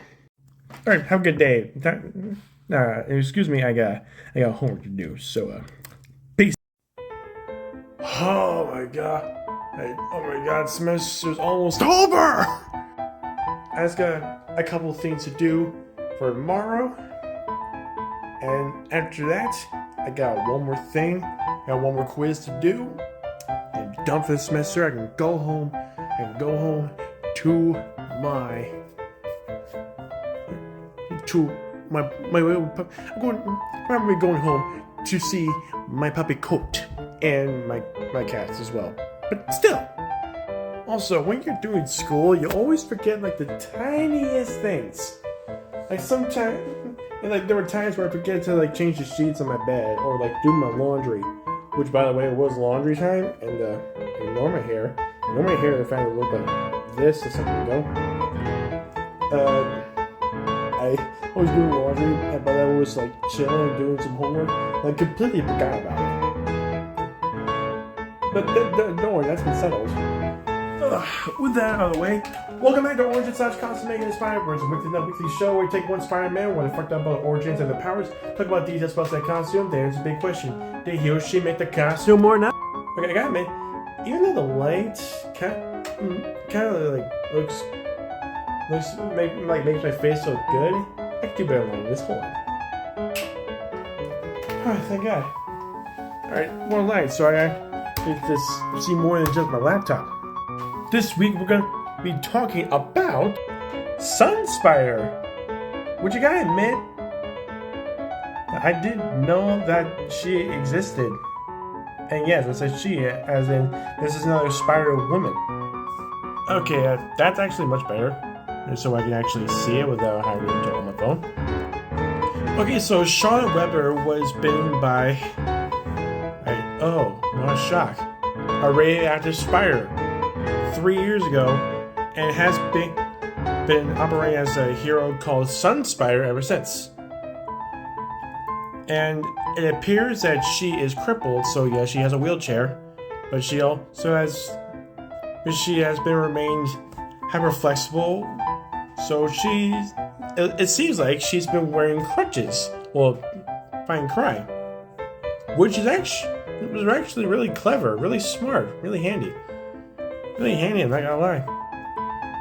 Sun Spider was among the spider people, I would say. It's just a spider persons, but I say spider people because it's better that way.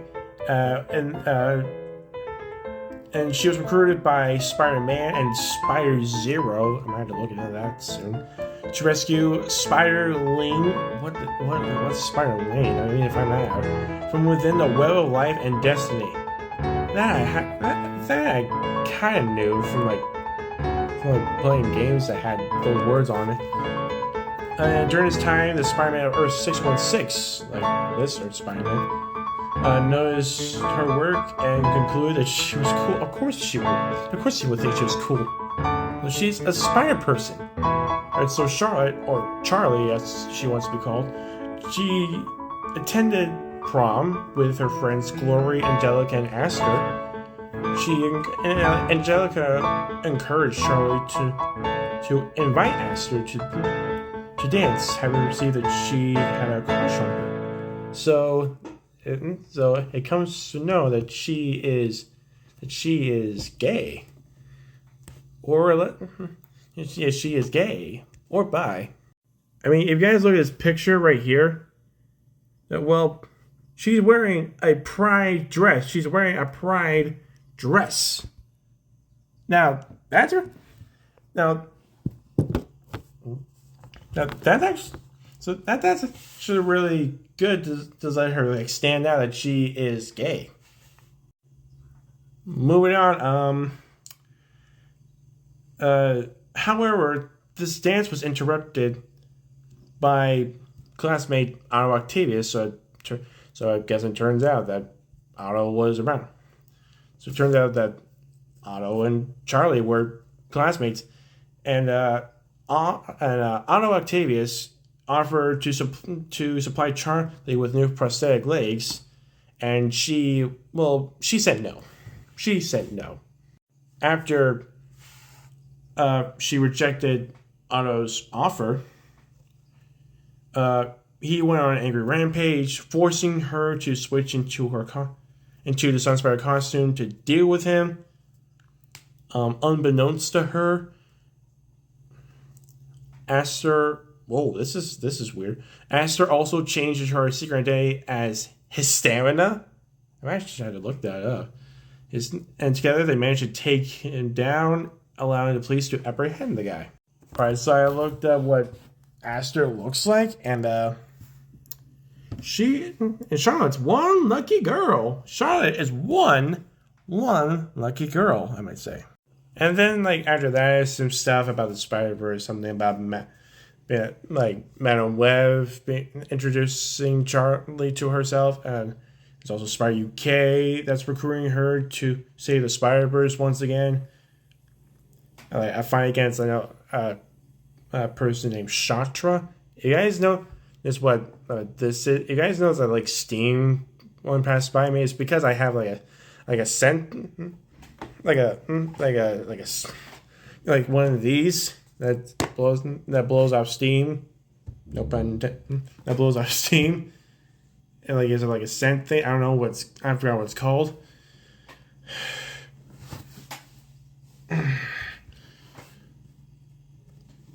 And there's also some stuff. So there's Shatra person. They're in Web Destiny, blah, blah, blah. Spire Totems, Spire Army, Secrets, Hideout Place, and her 616 beta. And there's some stuff about Moreland, Totem Dagger, Spider-Man Noir, Web Weaver, Spinstress, and Web Weaver and Spinstress. Right now, this is giving me ideas about new episodes for season 2. That was about a Hive, and it's Grip Web Shooter, and Owen Osborn, blah, blah, blah, and Miles Morales. Now let's get to the powers. Powers, wall crawling. That's it. It's wall crawling. Abilities, hyperflexibility.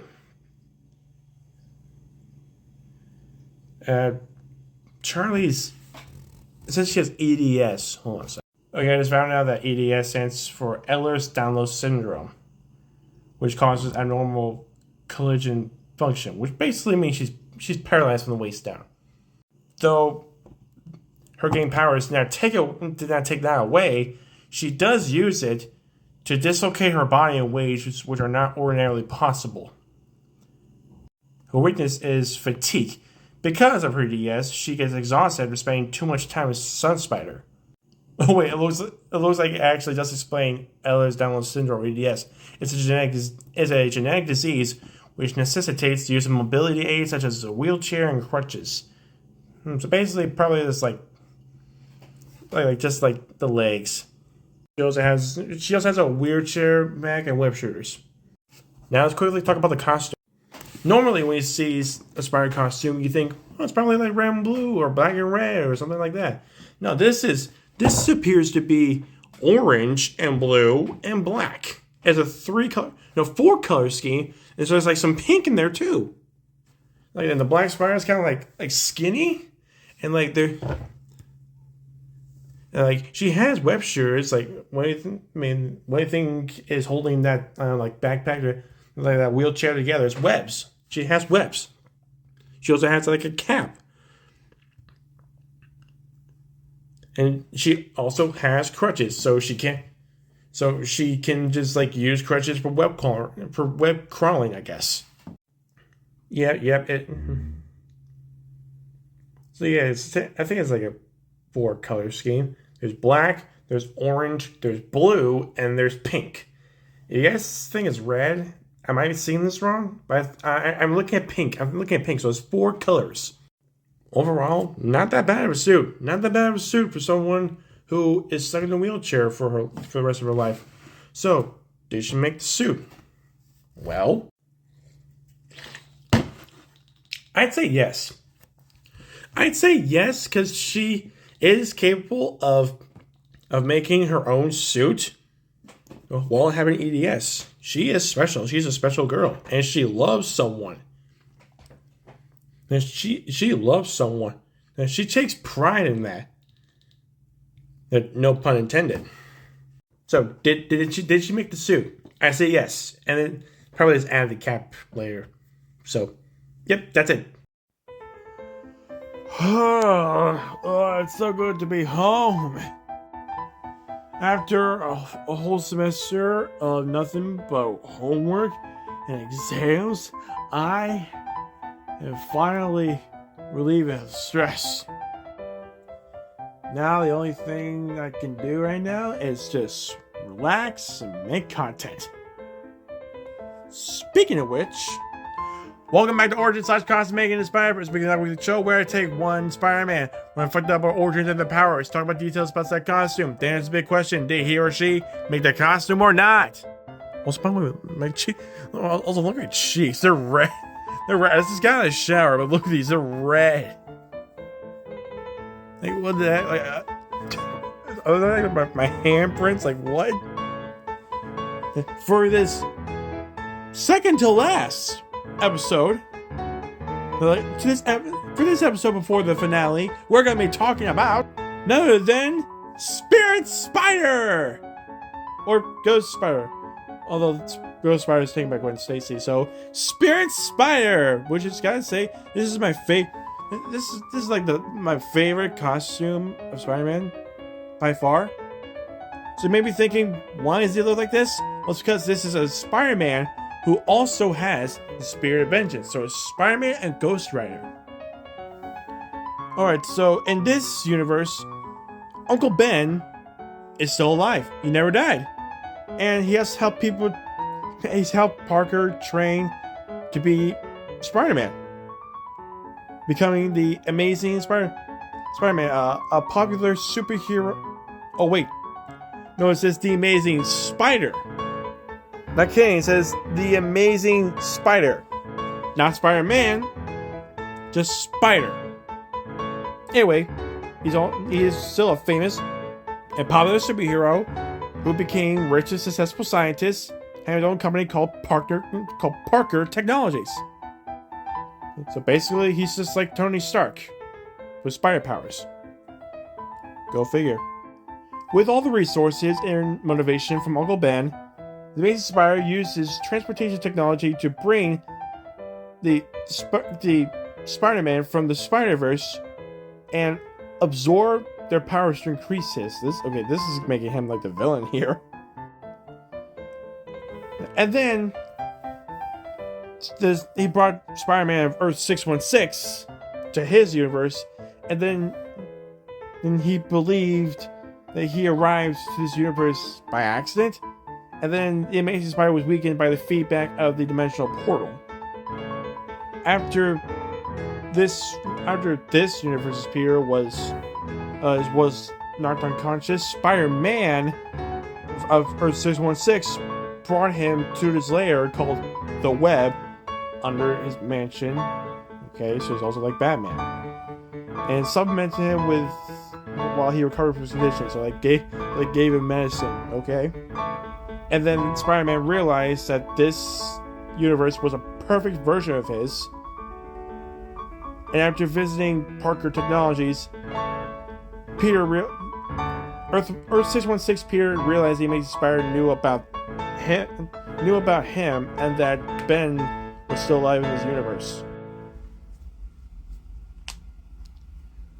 Alright, and he also decides to visit Ben. And then they talked, and then Ben gave Peter a tea, like a cup of tea with a sedative in there. Then, Peter woke up with the web attached to his machine, ready to have his powers absorbed by the Amazing Spider. Then the master plan happened, absorbing the other's powers to increase his. Then when Spider-Man was questioning the Amazing Spider, then they both started fighting, and then this Peter realized that he was not being a hero, he was being a villain. after Spider-Man was plugged into the machine, the Amazing Spider was in the middle of there, and his powers were absorbed by the machine, and he was dead.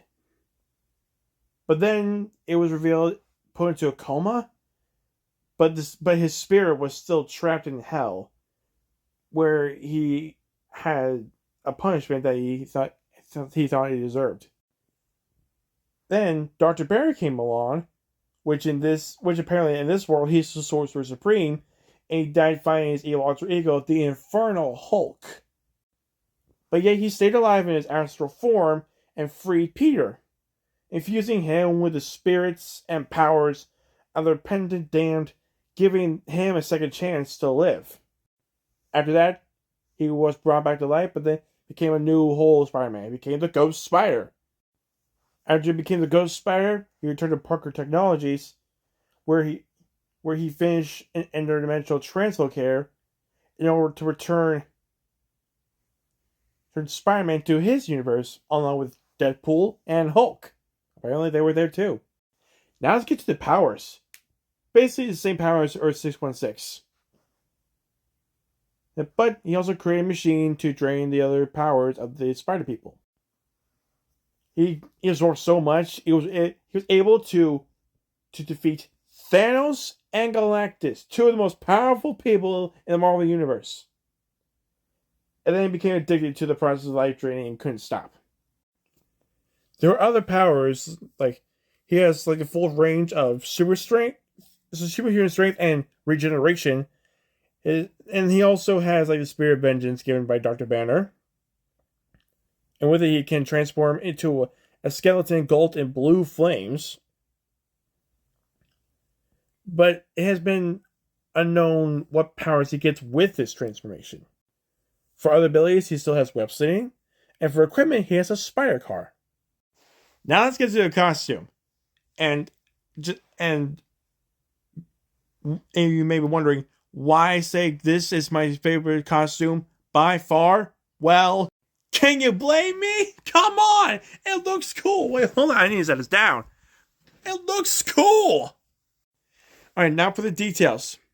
Well, clearly, it's basically. You think of the Future Foundation suit, but get rid of most of the black, take the spider that's in the center, make it look scary looking, make the rest of the suit look demonic, take away the mask, replace it with a skull, put blue flames all around it, and make sure that the hands and feet are showing. The fingers and the toes are showing. That's what it looks like. And yes, if you look at the bottom, it has toes. It has toes. And it's showing claws on the fingers. So yeah, it's basically just a white suit with some gray in there. And the spider is like lengthy. It looks kind of it looks like a mix between a Spirit of Vengeance in 2099. But yeah, it looks cool. And then there's the skull with the blue flames on it. Yeah. I can't believe how far this season has gone, ladies and gentlemen. Just one more episode until season 1 is done. But enough of that. So, did he make the costume? I gotta say, kinda? But then again, he did have a suit when he did have a suit. So I think the first suit he did make with Uncle Ben. So technically, yes, he made the first suit. And then there was the Spirit Spider suit, which I would say Dr. Bear did give the Amazing Spider the Spirit of Vengeance, which would technically mean no, the Spirit of Vengeance made the suit for him. So I'm just gonna say, did he make the suit? I'll say yes and no. Alright, see you next one.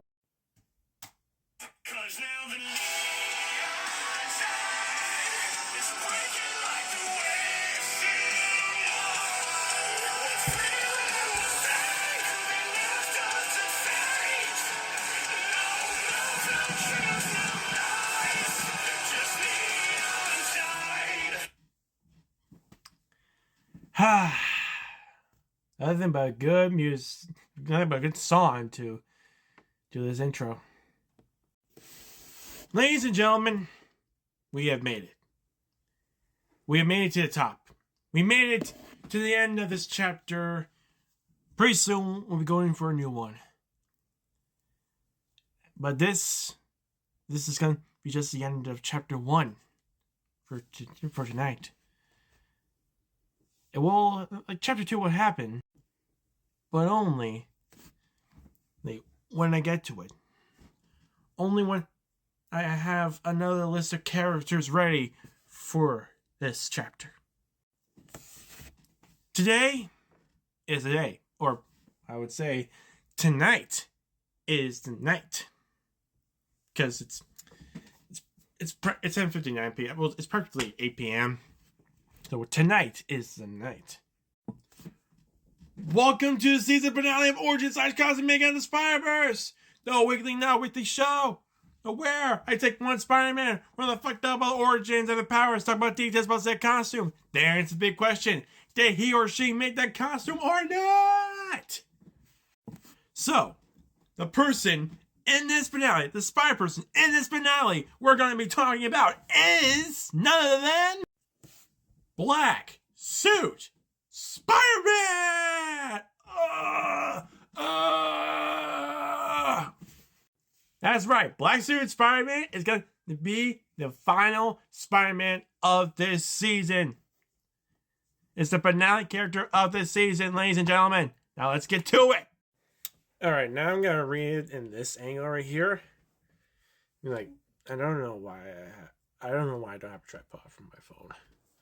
Okay, so let's go over the history, shall we? So, the first time that Peter Parker got the black suit, or in case the symbiote in this case, was during Secret Wars. His costume was severely damaged, and there were other heroes who pointed out to a room full of tech that would fix this costume, like fix the holes and stuff, cover the holes and stuff. And then when he got there, Spider-Man released the symbiote, and it covered his whole entire body, forming a costume which was completely black with a big white spider symbol on his chest, with larger eyes and white patches on the back of each hand.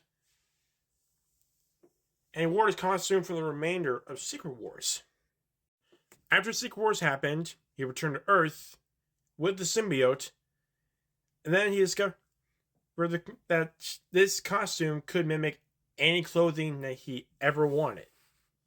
So basically, he can turn his normal clothes. It can turn his normal clothes. It can disguise him as a cop. It can actually disguise him as maybe his favorite superhero. That's what it is. It can do anything. It can do any disguise. Okay, so for some time, Spider-Man used this suit during his crime-fighting career.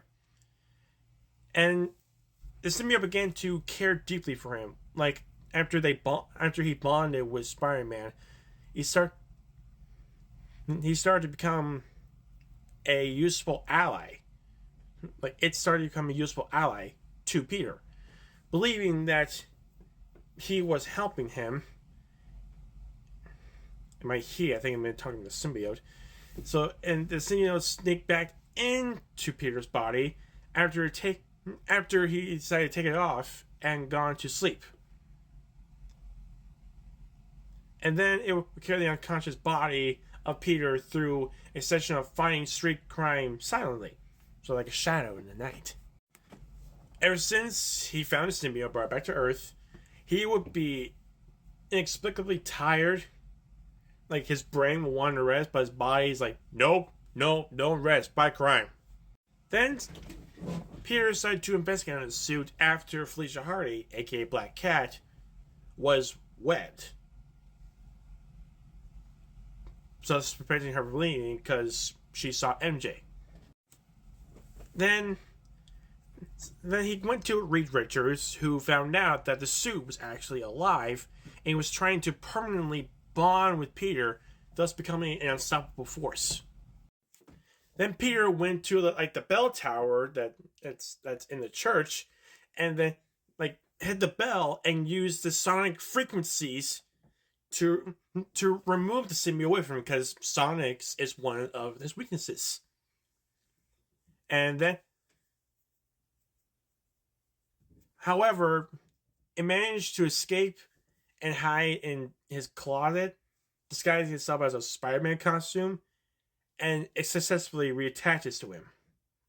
So that plan failed. Okay, I was wrong. I was wrong for a bit. Turns out, it was just Reed used a ray gun on Peter to remove the suit first time, and then he went to the church and used the bells to get him off. And that plan, the first plan failed. The second plan worked. The second plan worked, actually. And then he passed out. And then the Steamboat drags Spidey to safety in the Undercroft. But decides, no, this guy doesn't want me, then fuck that guy. So he just leaves, depressed. After he leaves Peter, he finds another host, Eddie Brock, who you all know becomes Venom, Spider-Man's rival. All of his powers, but he's bigger, stronger, faster, more agile. Nope. So that's his rival right there. But as some of you might know, Peter and Eddie were not the only ones that got bonded with a Venom symbiote. There actually have been others, like Flash Thompson, but he became Agent Venom. There was also Harry Osborn and some of them, including the recent Spider-Man game on the PlayStation. Of course, there's also Matt Gargan, also known as Scorpion. There's also Deadpool, although I wonder how that will go. There's also Anne Wang, who you might have seen in the first Venom movie and the second Venom movie, but she was introduced as She-Venom. There's also a guy named Lee Price. There's also a 2099 guy named Kron Stone, and Andy Benton, and a Normie Osborn, which is a child of Harry Osborn from a different dimension. I'm not getting into that detail.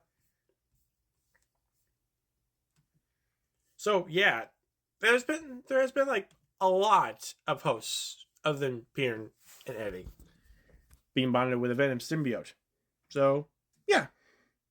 Now let's talk about the suit. On my way, ignore my bed. I took the sheets off a little while ago. I forgot to do the changing sheets, but I got lazy. So yeah, ignore that. Anyways, still onto the suit.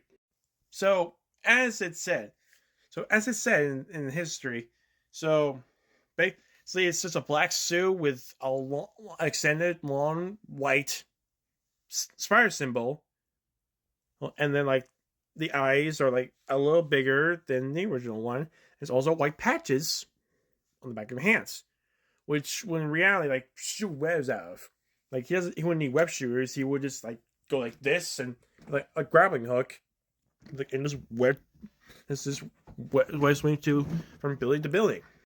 Before I say this, I want to say I am so happy that we are in the finale of this season right here. Season 2 will be coming up soon. Maybe later, but I don't care. I'm gonna be sooner because I'm gonna be enjoying the holidays, enjoy my vacation too. But still, I'm so happy that we are able to be finishing the series, especially with this. Also, I hope you guys have a Merry Christmas and a Happy New Year. More videos will become next week, and let's get to the question. So, did he make the costume? The answer is no! He's a symbiote!